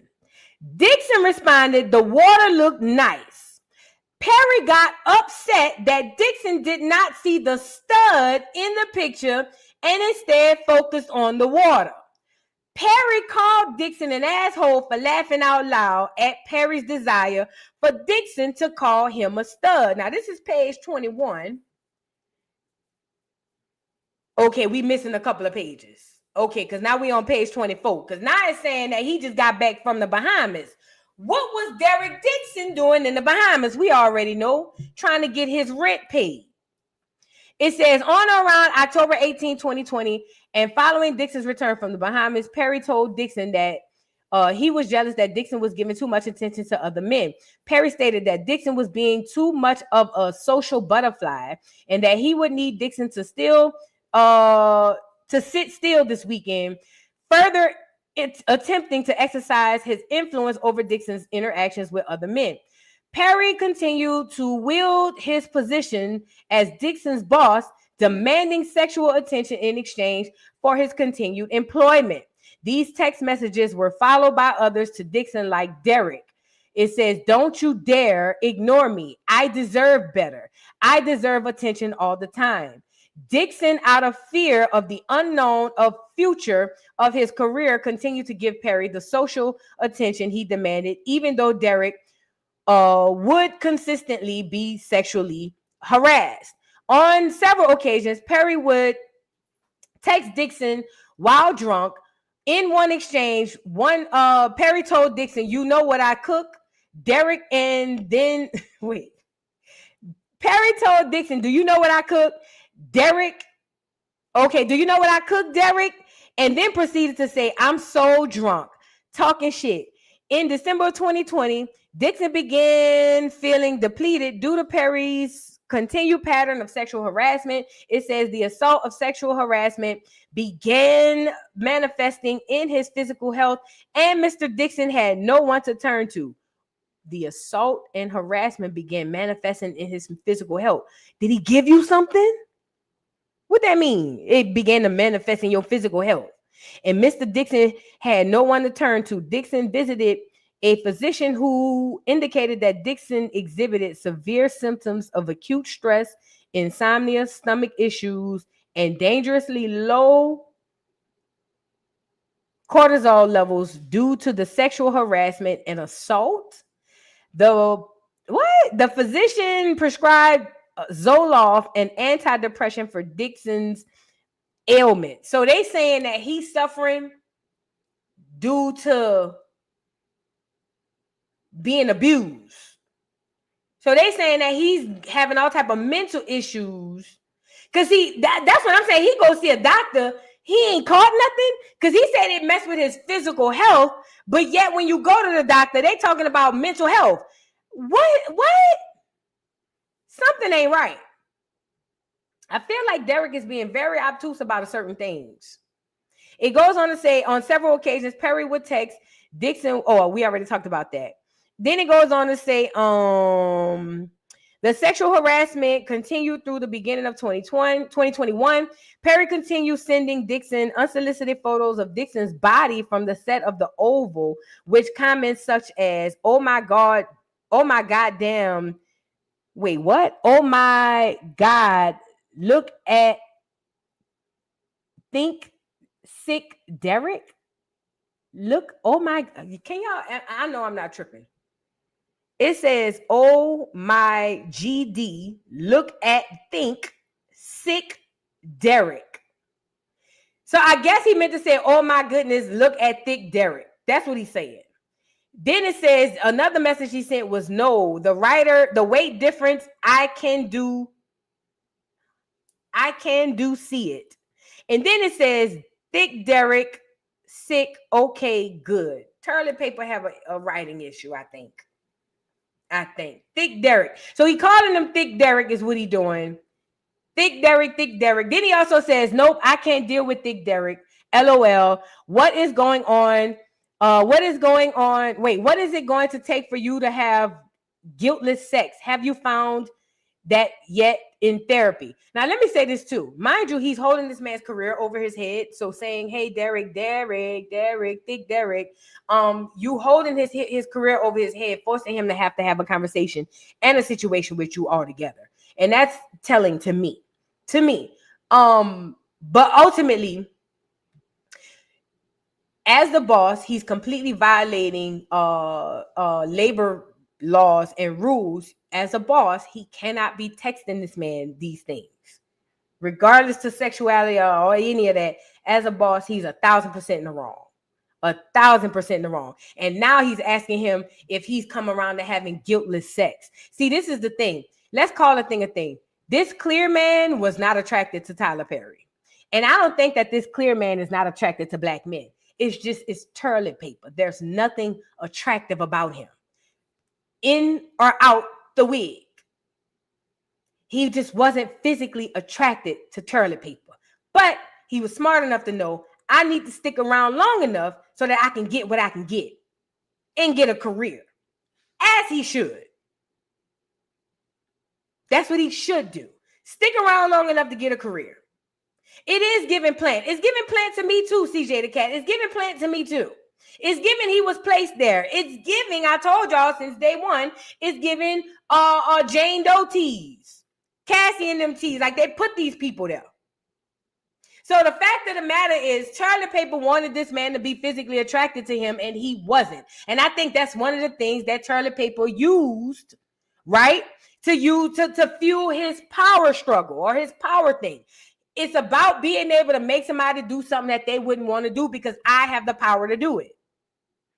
And that's what I think. That's why I think Tyler Perry kept pursuing him because it made sense. Like, okay, he don't want me, but I'm going to make him want to be with me or want to deal with me, even if I have to buy him.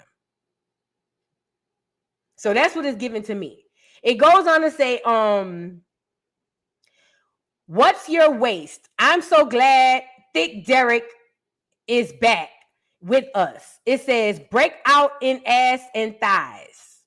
You home? I don't want you out with your friends drinking. You are the rose, but you are so blocked that you refuse to smell it or open.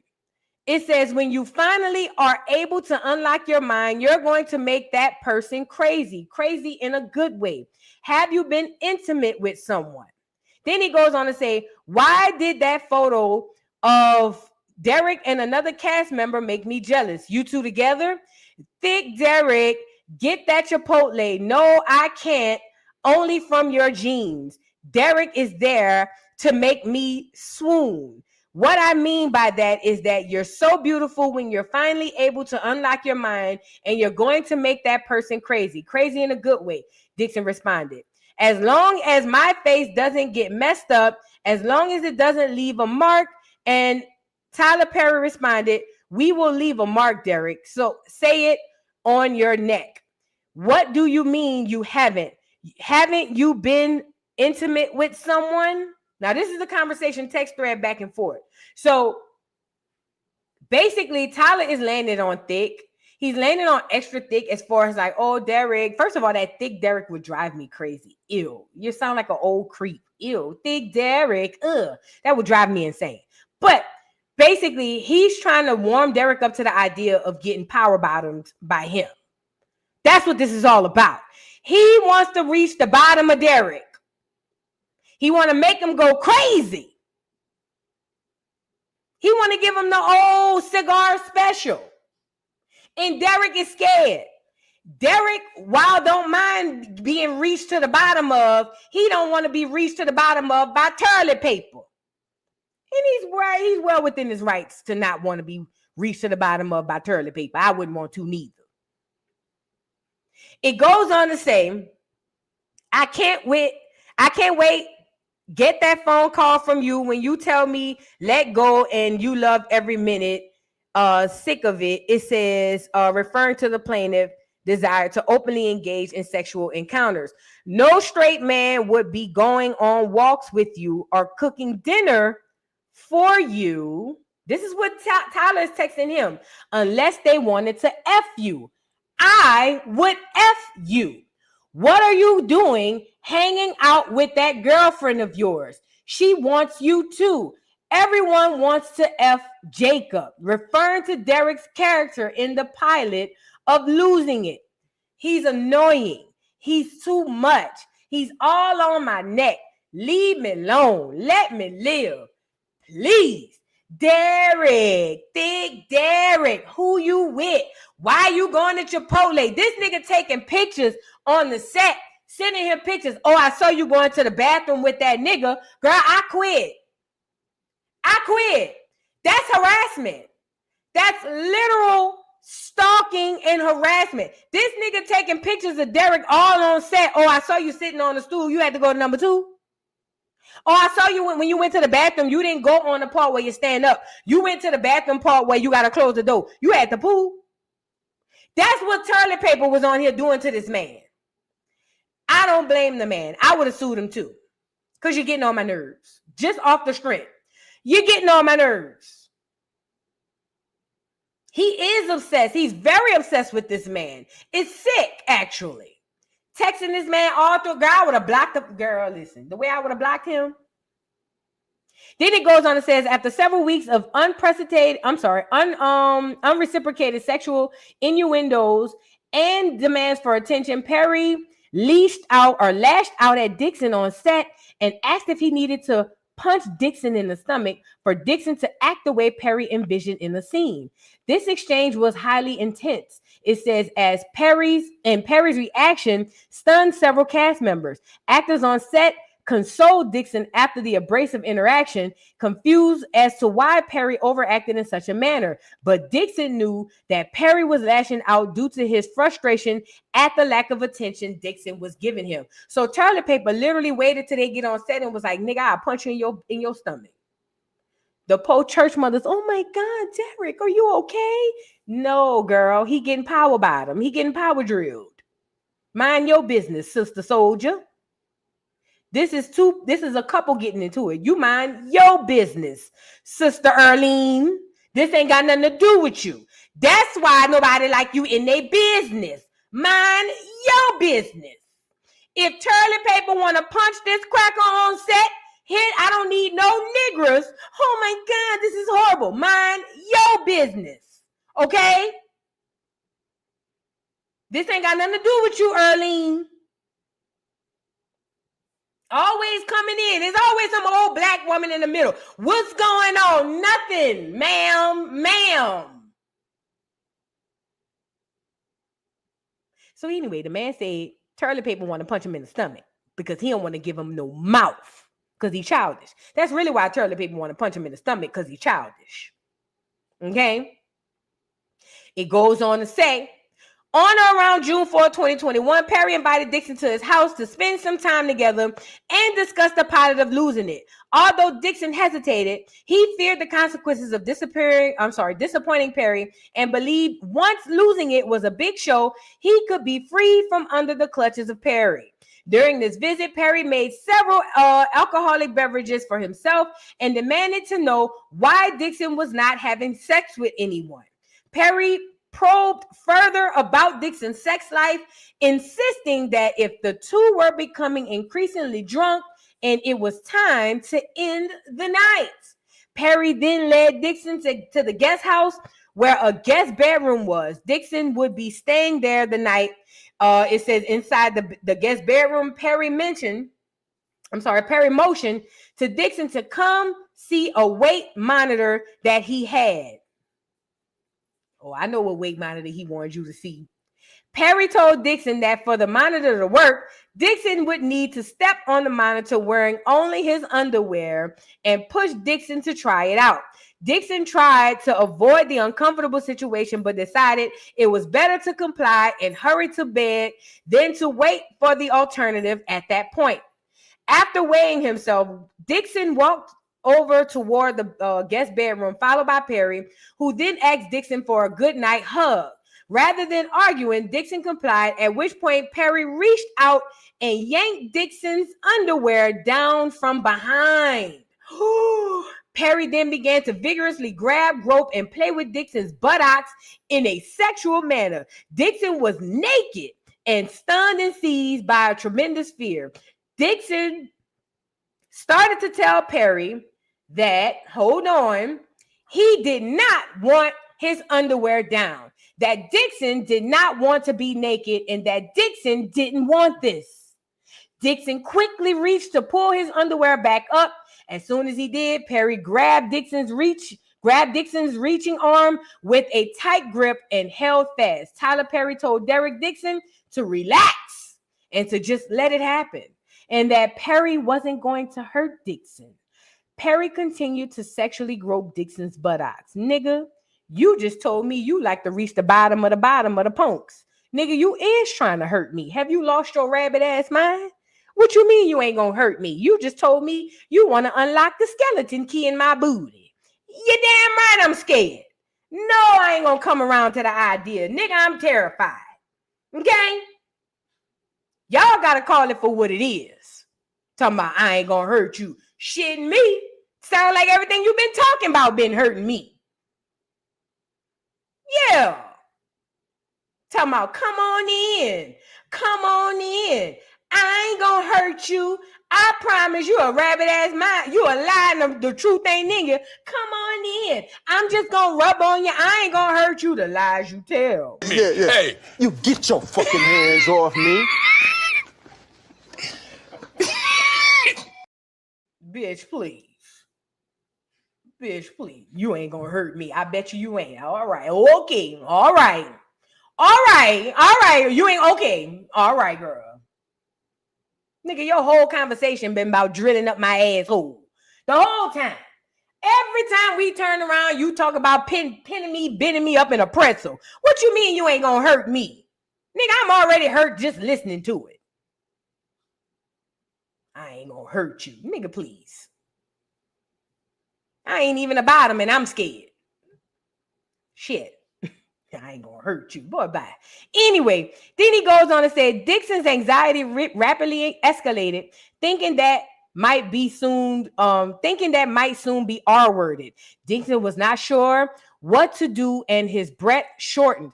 Perry ignored Dixon's refusal and held Dixon's hand fast, preventing him from reaching for his underwear. Dixon was naked and being groped by a large, drunk, and sexually frustrated 6'5" man who had Dixon in his clutches. Ooh, 6'5", about 260, 270, breastfed, collard green eating ass nigga. Talking about I ain't gonna hurt you. 6'5". You know how heavy that nigga is? 6'5", my nigga. 6'5".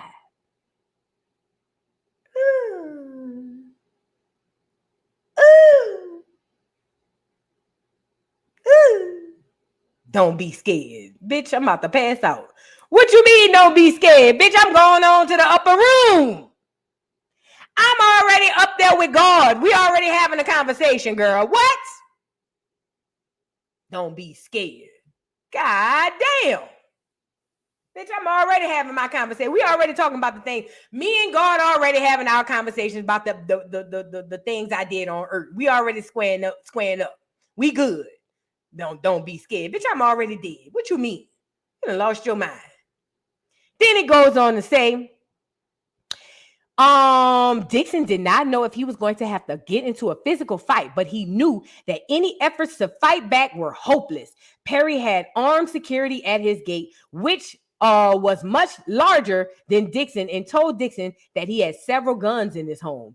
Dixon was desperate for a way out and remarked that he couldn't do anything sexually because he was so hungry, attempting to change the conversation. Dixon said, "Is there any food up here?" which prompted Perry to withdraw and order a pizza. Dixon, in fear of his safety, followed Perry in the main house to eat the pizza. Afterwards, Dixon returned to the guest house and, unable to lock the bedroom door, locked himself in the guest house bathroom and slept on the floor. Dixon then attempted to contact some close friends about his incident. The following morning, Dixon realized that he had left his car keys in the main house and upon going to retrieve them, encountered Perry. Perry told Dixon that last night's incidents was why the two shouldn't drink together, and that the previous night's incidents shouldn't have happened. Dixon responded saying, so that was my fault to Perry, to which Perry replied, no, I'm not saying that. I'm just saying that that shouldn't have happened and I drank too much. It says, attempting to excuse myself from grabbing Dixon's buttocks, groping Dixon, and attempting to have sex with Dixon against his will. At this point, Dixon left Perry's home, comfortably shaken, and contacted his close friends to discuss the unspeakable horror that happened the night before. For the next several days until June 6, 2021, Perry texted and called Dixon incessantly. So he blowing him up with messages asking Derek to call him or answer his calls. Finally, Derek answered, at which point Perry began to apologize, blaming testosterone supplements for what was taken at the time. It says Perry had confided in Dixon about these supplements in past messages and decided to use them as a scapegoat for his actions. Dixon emphasizes that he was not okay with what happened and that he had never asked Perry for anything, to which Perry replied, "I know, that's why I liked you." Perry further attempted to rectify the misconduct by inviting Dixon on a yacht trip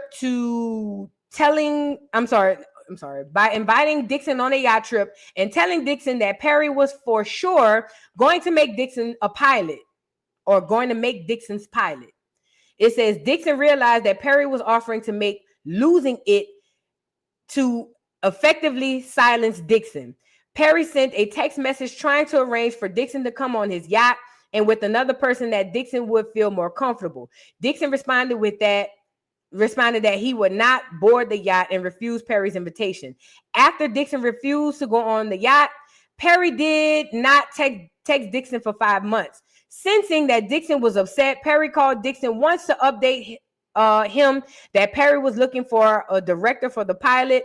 During this 5-month period, Dixon was regularly in therapy. He suffered from which from severe depression, anxiety, stomach pains, and nausea, resulting in a prescription for another antidepressant. Dixon was diagnosed with post-traumatic stress disorder, and the therapist remembered that he seek outpatient, or recommended that he seek outpatient treatment, costing upwards of $20,000, a price too high for Dixon at the time. During that time, Dixon began speaking with people and the sexual assault and was assessing his rights. As soon as Perry realized that Dixon was done talking to him, Dixon got a message from Perry's fixers. Perry's fixers contacted Dixon, indicating Dixon's character on the Oval, the one who was shot, would be returning with a new storyline next season, and Dixon was receiving a graduated raise from $10,000 per episode to $16,000 per episode that would continue to increase to upwards of $19,000 per episode over the casting season. Now let this sink in, because this is what I'm really mad about.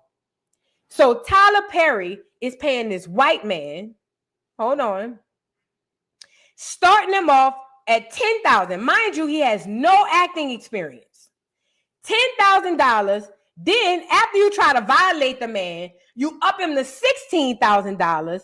Then say it can even increase to $19,000 per episode. Now, according to what Toilet Paper say he liked, technically, he should not have been giving him a pay raise at all. If anything, Derek Dixon should have been fired, according to Toilet Paper. But this is a clear man. This is Panky over here. This is different. So now this man is getting all this money, and I'm curious. I'm really, really curious. How much is the highest paying actor on the Oval?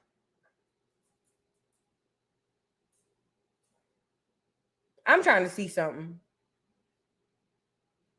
Tyler Perry is very smart. He don't like to discuss how much people getting paid. Because see, on internet, it's saying that information regarding the specific salary of the highest paid actor on the Oval is unavailable. Of course. Of course.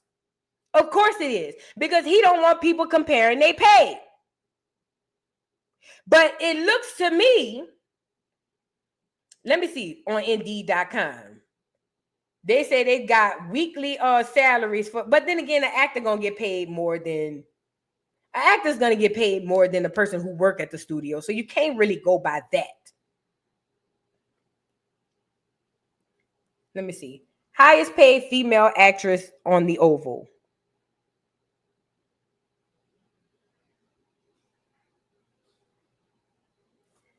Look at it yourselves. The internet, Tyler Perry will not allow us to know what he paid them people. The internet, Tyler Perry will not allow the internet to tell us what he's paying those people. And the reason I believe that is because he gets to do whatever he wants with his pay. He gets to pay you minimum wage if he wants to, and he can pay you $10,000 a minute if he wants to. I don't know how legal that is, because I thought it probably is legal, but who knows? I could be reaching. But I'm pretty sure, I don't know. Let me not overtalk my ass. Let me not let my mouth overtalk my ass. I don't know. It just find it odd that any other show you can go and pull up the salaries of these people except Tyler Perry shows.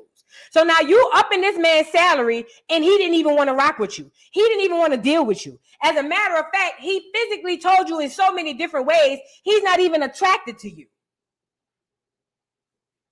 And now you're gonna up his salary. It goes on to say, however, they also told Dixon he was forbidden from letting his castmates know about the raise, obviously, because nobody other than him would be receiving a similar pay increase. Lastly, the fixers told Dixon that Perry wanted to buy the right to produce the pilot of Losing It and planning to spend up to $1 million producing the pilot. Dixon immediately knew why he was getting this raise and why the pilot was being produced. He knew he could keep the money and the job or complain about the sexual harassment, not both. So basically, it sounds like he's saying I might as well keep the job and the money and get sexually harassed. It says the situation facing Dixon presented a challenge, or at least a challenging decision that left him unable to take any decision or make any decision. It says the prospect of the sexual assault and harassment becoming public and dealing with Perry's high-paid attorneys was daunting. Perry had significant resources, whereas Dixon did not. Dixon's goals of working as an actor and being discovered for his talents might be jeopardized. In what was an extremely difficult decision, Dixon bowed to the pressure of fear and losing his livelihood in hopes of advancing his career. Dixon decided to return to the set and have his pilot produced. It says he insisted, however, and decided to put safeguards in place between himself and Perry.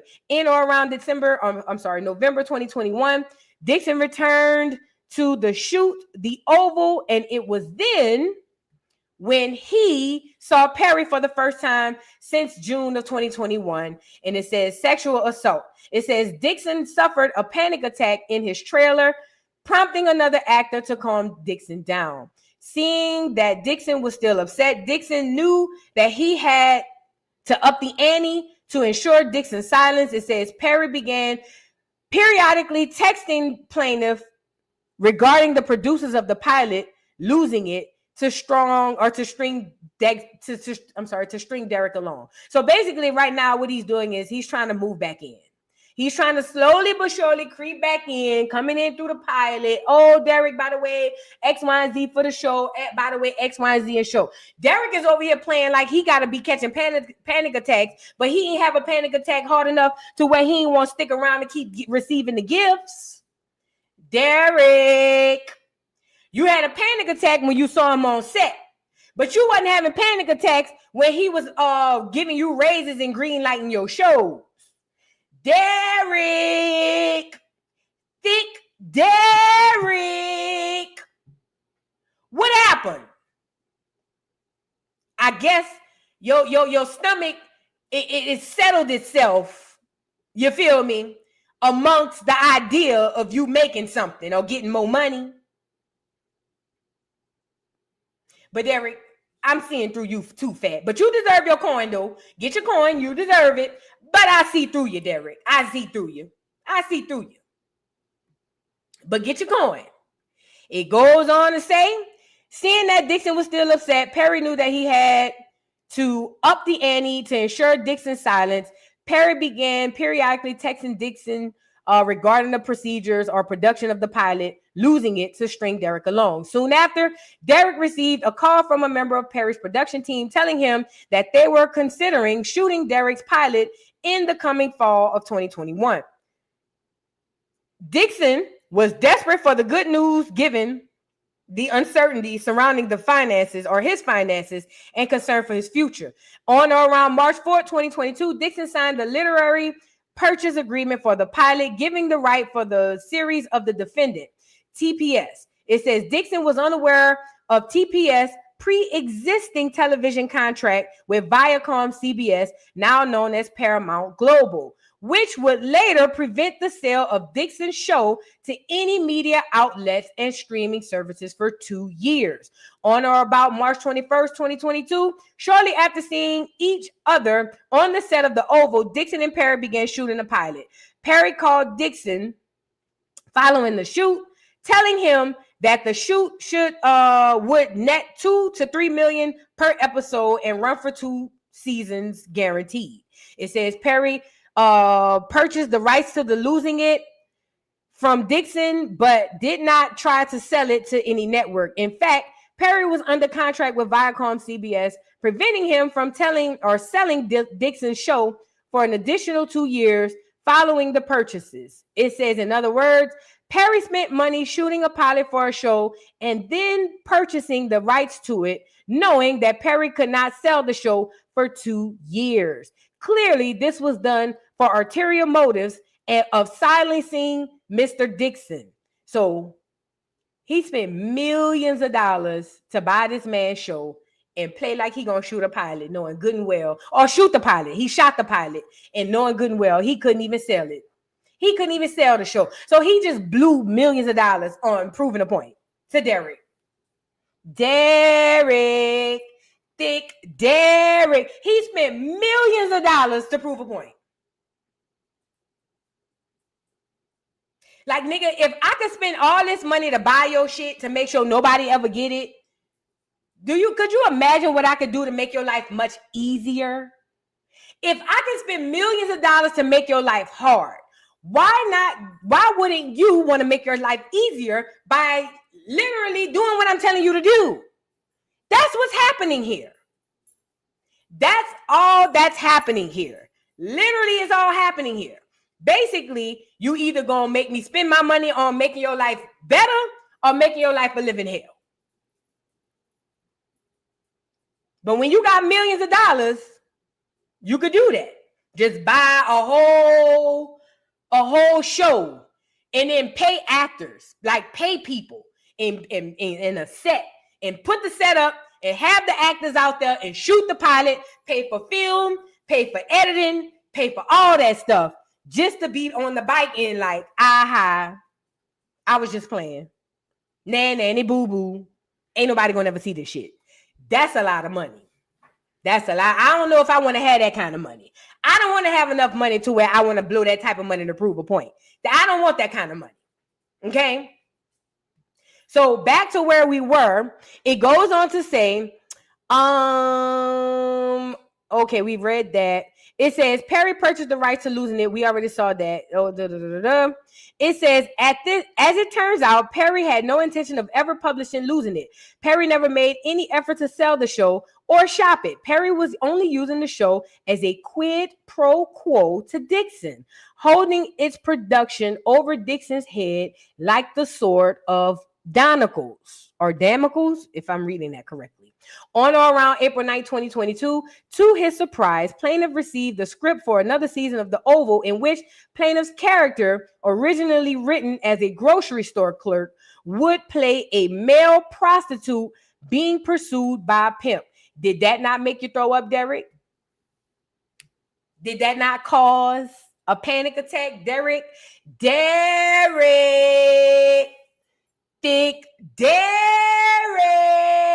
This man done told you how he wanted to reach the bottom of your booty.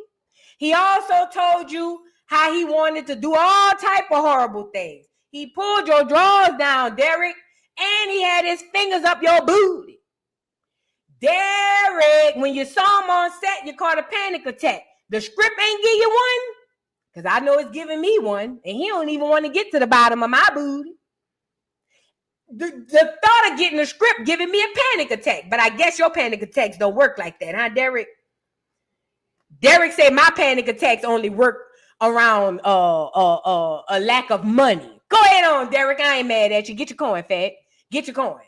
Get your coin, as you should. Okay? So now you're going to be bent over by a pimp, because now you're a prostitute in The Oval. It says this character's scenes and stories shared eerie similarities to Perry's pursuit of Dixon. See, when you the writer and the producer and the director, you get to write in how you want it to go. So it says, while it was not surprising that one of Perry's characters would end up this way, of course not, they all end up gay. The timing of changes to Dixon was a very clear message. As Dixon continued to read through his scripts, he started to notice that Perry included lines taken directly from things that Perry and Dixon spoke about. This is diabolical. This nigga Tyler Perry, toilet paper is a this nigga here, this nigga toilet paper, that nigga the devil. You know how evil you got to be to spend millions of dollars just to play with a nigga? On top of that, you spend millions of dollars just to play with him. Now you about to slow walk him. Look, now you're about to slow walk him and show him how you going to keep playing with him and how ain't nothing you could do about it. Because I'm the owner, the manager, the supervisor, and the actor. Now he about to slow roll you. Now he about to drag you. So now look, it says on the phone call, I'm sorry, my bad. Dixon, I'm sorry. In or around April 2022, before beginning the shoot of the next season of The Oval, Perry called Dixon to discuss the June 2021 sexual assault. On the phone call, Perry lectured Dixon about how Dixon was overreacting to the sexual assault because of prior sexual assault in Dixon's life. Perry said that there was a misunderstanding and miscommunication and that Dixon needed to say no stronger. In other words, Perry blamed Dixon for the sexual assault, claiming that Perry felt that Dixon's no was really a yes because Dixon did not say no strong enough. Textbook predator. Textbook predator. What the you mean he ain't say no strong enough? Charlotte? What do you mean? What is it you trying to say?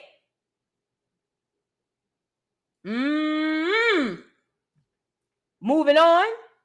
It says Perry said that there was a misunderstanding and miscommunication and that Dixon needed to say no stronger. We already talked about that. So as to not jeopardize his employment with the defendant, Perry and TPS, Dixon dismissed the conversation completely due to the alleged impending sale of his show to a major broadcasting company. Now, at what point is this toilet paper fault? I mean, it is his fault, but it seems to me like Derek don't mind sticking around as long as he's getting something out of it. Now, toilet paper writing your whole life in your script.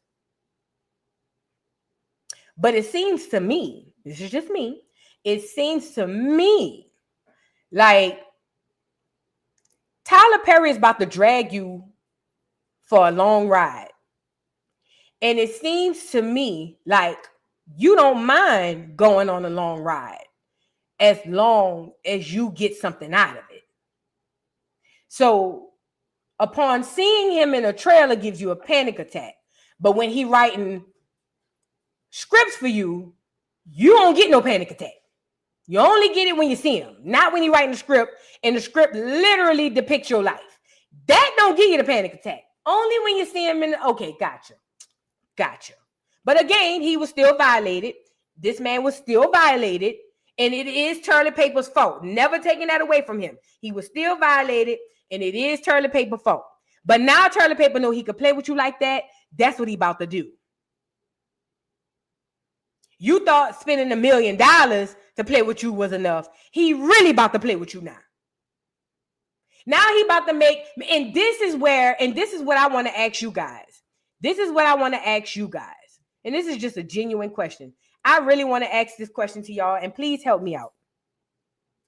In a situation like a Tyler Perry and Derek Dixon, to where we're in, and not just Derek Dixon, but let's just use him as an example where he's physically telling you, hey, I'm putting up with certain things because I want to get this. In these situations, although it would still make Tyler Perry a predator, that will never change, and he will still be held accountable and responsible for any and everything that he has done. I don't want to take nothing away from that. But in that situation, my question would be is,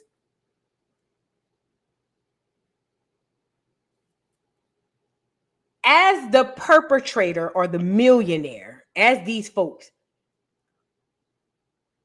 I ain't gonna lie. No, let me see. I'm trying to say it the right way because it's gonna come out wrong. I already know it's gonna come out wrong. Because what I'm trying to get at is a lot of these people are placing themselves in positions to get certain things. Not that. Fuck it, I'm gonna say it because it is what it is. Because I'm not about to keep beating around the bush. A lot of people are going into certain situations for stuff to get out of it, and they don't mind being abused when they get certain things out of these situations. Not saying that's everybody. There are a lot of people that have been abused. I feel like this Derek dude, Jane Doe, Cassie, all these other people who were around these very rich people, and they were doing certain things and they were getting certain things out of it. You see what I'm saying? And I think that that has to be taken into consideration, not when it pertains to us trusting the person, because we don't trust the person and we still think that they're a creep. But it brings me to the idea of how much of a victim are these people if they walking into their own demise. Does that make sense? Like, for instance, if I know that round the corner them niggas be robbing people, I'm probably not going to drive around the corner because I don't want to get robbed. But if I know for a fact every time I go around that corner I get robbed, at what point is it my fault for going around the corner? Like, don't get me wrong, they wrong for robbing me, but damn, like, you know what I'm saying, girl, how many? I'm just saying, I'm starting to see a pattern of these sort of victims, and I don't like it. I don't like it because I think they make it bad for real victims, people who really getting violated. And I'm not saying that they're not, but I'm talking about people who getting violated against their will and they not going back because they getting something out of it. You know what I mean? Like, they really getting messed up. I think that makes it hard for people like those people. You know what I mean? And that's where I struggle. That's where I struggle. But when it comes to Tyler Perry and this Derek Dixon guy, Tyler Perry is a demon. He is. The things that he's saying. Let's start with what he's saying. He's talking about intercourse with a man and reaching the bottom of the man. I'm a woman, okay? And I think I know what it feels like to have the bottom reached on certain parts where it's supposed to be reached. Maybe, I don't know.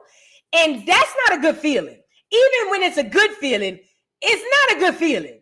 And I'm just talking to, I'm coming to you as a person with the body part that's for.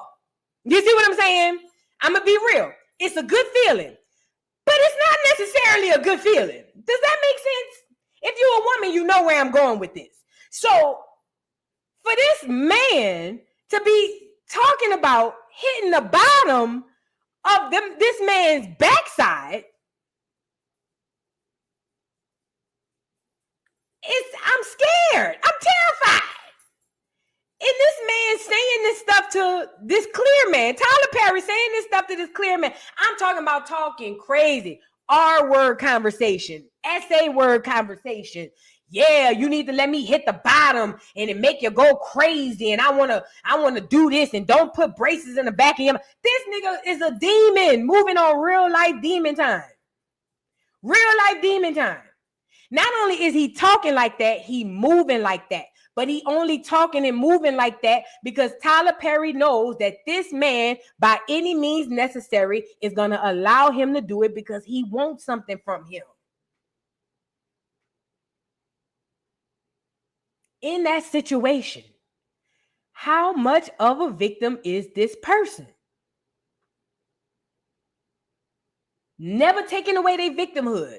I'm just asking, what does the scale of victimhood look like on a person who specifically go to these people and put themselves in these positions in order to gain something?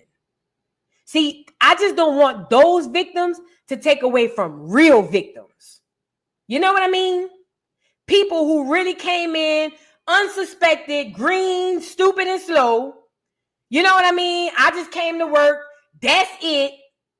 You know what I mean? Y'all remember when what's her name with the junior's bachelor party, and she really was unsuspecting, and she was like, I just came here to dance. That's it. What them the victims that I be worried about. Not Roxy, who already know what it is when she pull up. You already know Junior and his friends be R-wording girls. I'm not worried about the Roxy victim. I'm more worried about the girl who was saying, I just came here to dance. That's it. You know what I mean? I just would hate for those girls and those people, not just girls, for those people to be overlooked behind some clout chasing people who was trying to get their bags up. You know what I mean? It's like a slip and fall in the store. You know how you see him mopping? You ever seen on Friday when he seen the boy mopping and he went around that corner and fell on the floor? That's what this is. This is the slip and fall of SA. And I don't like it. This toilet paper and this Diddy These victims are the slip and falls of SA victims. Yes, they are. They the slip and falls. Yes, they is. They the slip and falls. Yes, they did fall. Yes, they did hurt themselves. Yes, it did happen in your store. But they might have, tripped on their own shoelaces a little bit too. You feel what I'm saying? This is the slip and fall of SA, and I don't like it. But again, I still feel like these folks should get their money. Because now look at what toilet paper is doing. Think about it. Now that Tyler Perry knows that you gonna stick around and I can say and do whatever I want to say and do to you, he about to up the ante, right? He gonna go from telling you he want to drill your power bottom to actually doing it, because he knows that you ain't going nowhere, because you want something from him. You want something from him. And as a person who's used to being in power, he feels like if you get something from me, I got to get something from you. As a billionaire, you want to come take from me? Now I got to take from you, but I'm going to take from you way more than you ever believe you taking from me. Because even if I give you $1 million, that's a drop in the bucket to me. I piss $1 million. That ain't nothing to me. I can give you $1 million, and you really would believe you had the one up on me. But the gag is, because I piss $1 million, that's nothing. I can give you that and go to bed and not think about it. But what I'm going to take from you in return, that's going to be something different. That right there is going to be something different. And I think that's a lot of the dynamics with a lot of these slip and fall SA victims. And I don't like it. I don't like the slip and fall SA victims at all. It's just not my cup of tea. It's just not. But we'll get into it, because toilet paper is on the move. Toilet paper said, nah, he rubbing hands like Birdman. Toilet paper said, I'm about to dig in that ass. Literally now. Say it ain't so. Thank you for the super chat. Boo, please give your thoughts on Iran. I did. I think that the American government did what it was supposed to do. As they should.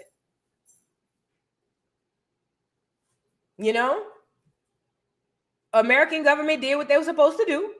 I think that if a country like Iran were to play with us, we supposed to go tap that ass. Now go sit down somewhere. Y'all remember when you and your cousins and your brothers and sisters was in there fighting and carrying on and making all that noise? Your mama came in there and whipped everybody's ass and everybody went to bed. America did what they were supposed to do. Everybody go to bed now. Good night. All y'all getting y'all ass whipped. That's what happened. Iran was over there. America, they over there messing with us, and America woke up and gave everybody an ass whooping, including Iran for waking them up. Now go get your ass back in the bed. So that's my thoughts on it. I think that America's doing what it's supposed to do. I mean, we are the leaders of the free world, right? You can't be the leaders of the free world without being a bully. Don't let that go over your head. You can't be the leader of the free world without unaliving innocent people and being a bully, right?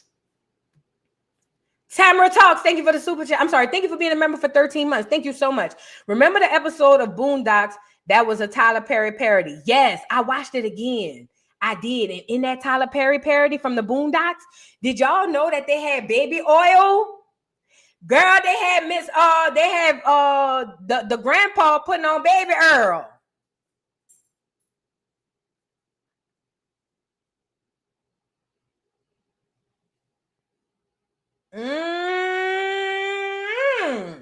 What's going on with the baby Earl? What's going on?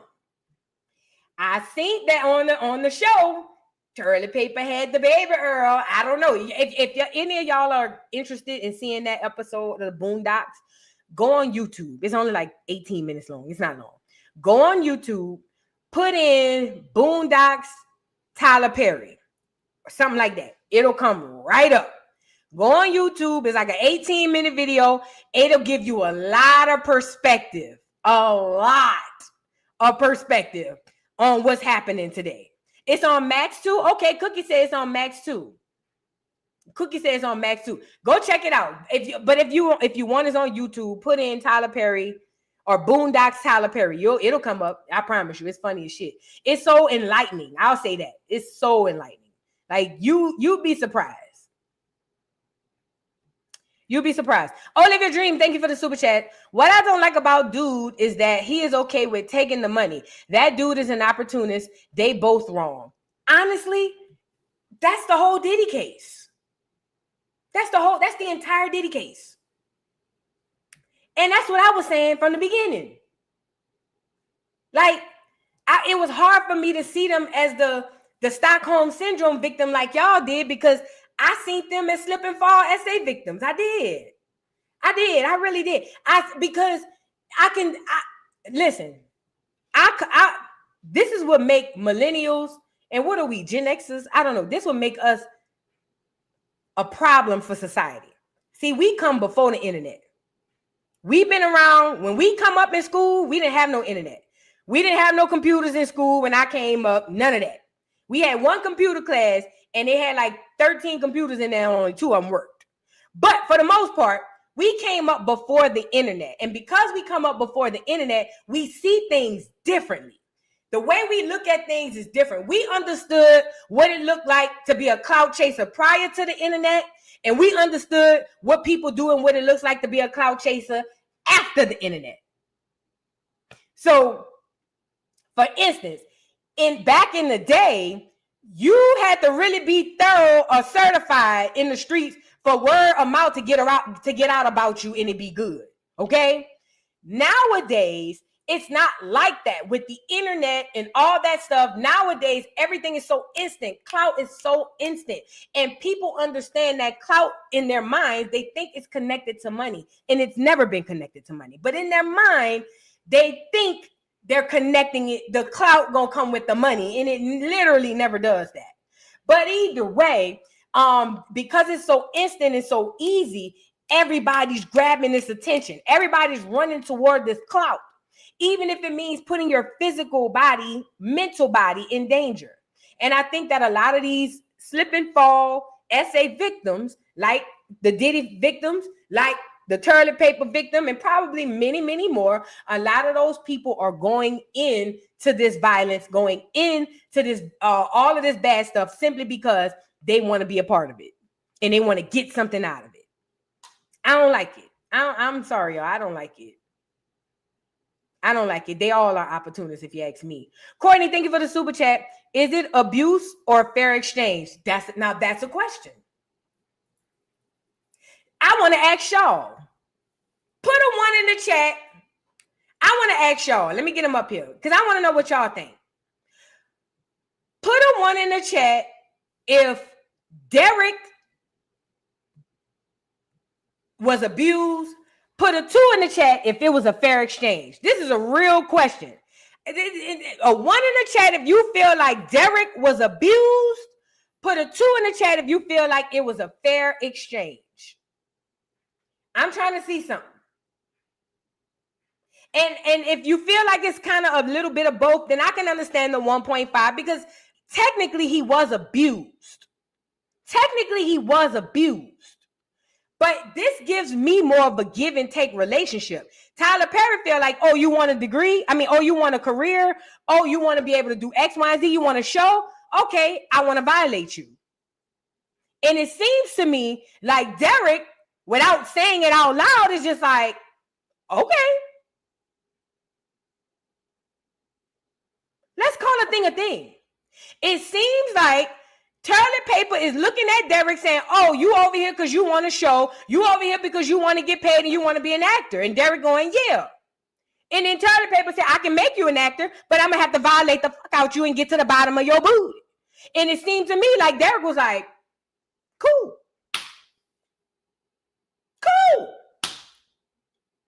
A lot of them are doing that. Bet.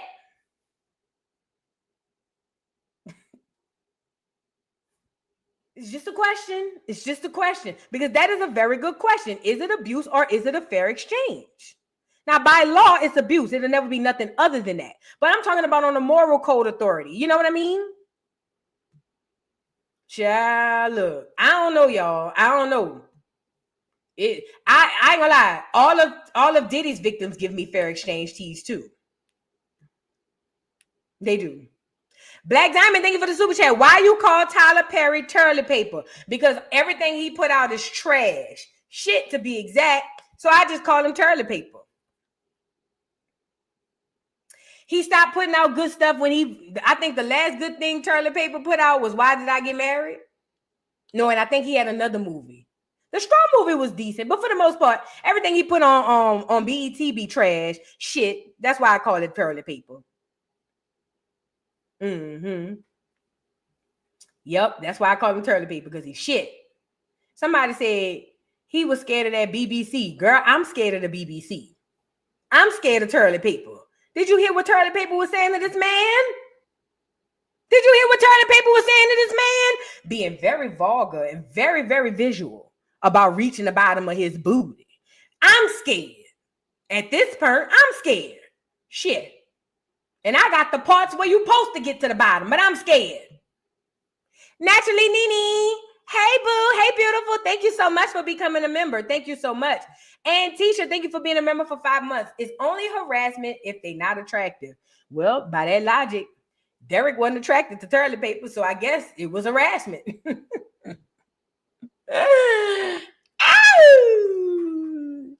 Hey, man, that's a good question. Hey, victimhood or fair exchange? That's a damn good question. I'm glad y'all posed that. But with that being said, y'all, I got to get off here. I got to get Baddies Africa and Baddies Gone Wild. And I want to do a video on this. I'm doing a video on this. I'm only going to show y'all what I'm talking about. But I'm doing a video on this. Hold on. Let me get it. I'm doing a video on this, and this will be out in a few hours, y'all. But apparently Tia Kemp decided to make mention that Krishan need to take care of her damn child. And Krishan came out and decided that she wanted to battle Tia Kemp. And now talking about putting hands on Tia. All because Tia said, you need to sit down. This baby 2 years old, and this baby ain't walking yet. This baby going on 2 years old in 2 or 3 months. And this baby ain't even sitting up, let alone walking. And because Tia said that this dumb numbnut need to sit down and take care of her child and worry about getting help for this baby, now all of a sudden it's, oh, tell her line it up, I won't fight. You need to be fighting a physical therapist for your child. What you need to be fighting is them demons that you prance around this internet as angels. That's what you need to be fighting. Tia, as a mother, as a Black woman, and as a woman, period. Any woman who watches a child suffer and don't say nothing, you are a detriment to the Black American society. At some point, even if we don't give a damn about each other, we gotta give a damn about these kids. And if you can look at the neglect on this child from this girl and not open your mouth, you might want to go ask yourself in the mirror, or not feel away. You might want to ask yourself, what's missing? Where's the disconnect? This is an innocent baby. This is an innocent baby. And this girl done got on here, and now she want to fight and threaten Tia Kemp because Tia said the baby going on 2 years old, and it's obvious you ain't getting him no help because he ain't even sitting up or walking. And don't get on here and tell me she could be getting him help behind the scenes. She ain't getting shit behind the scenes. And you know it. You know it.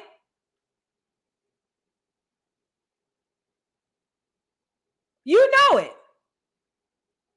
But I guess we're supposed to all turn a blind eye because certain people, not y'all, but certain people out there are rockheads and they want to praise their toothless God. One thing Tia said that I think went over Krishan head and a lot of her rockheads who follow her. You can't beat the world, baby. You can't beat the world. After a while, your arms get tired of windmilling. You can't beat the world. Now what? You'll never be able to beat the world. You're not the baddest person on earth. Nobody is the baddest person on earth. Show me the biggest baddest. I show somebody who whipped their ass. So none of that matters. At the end of the day, you can't beat the world. So then when you realize that, then what's your next move? Then what you gonna do?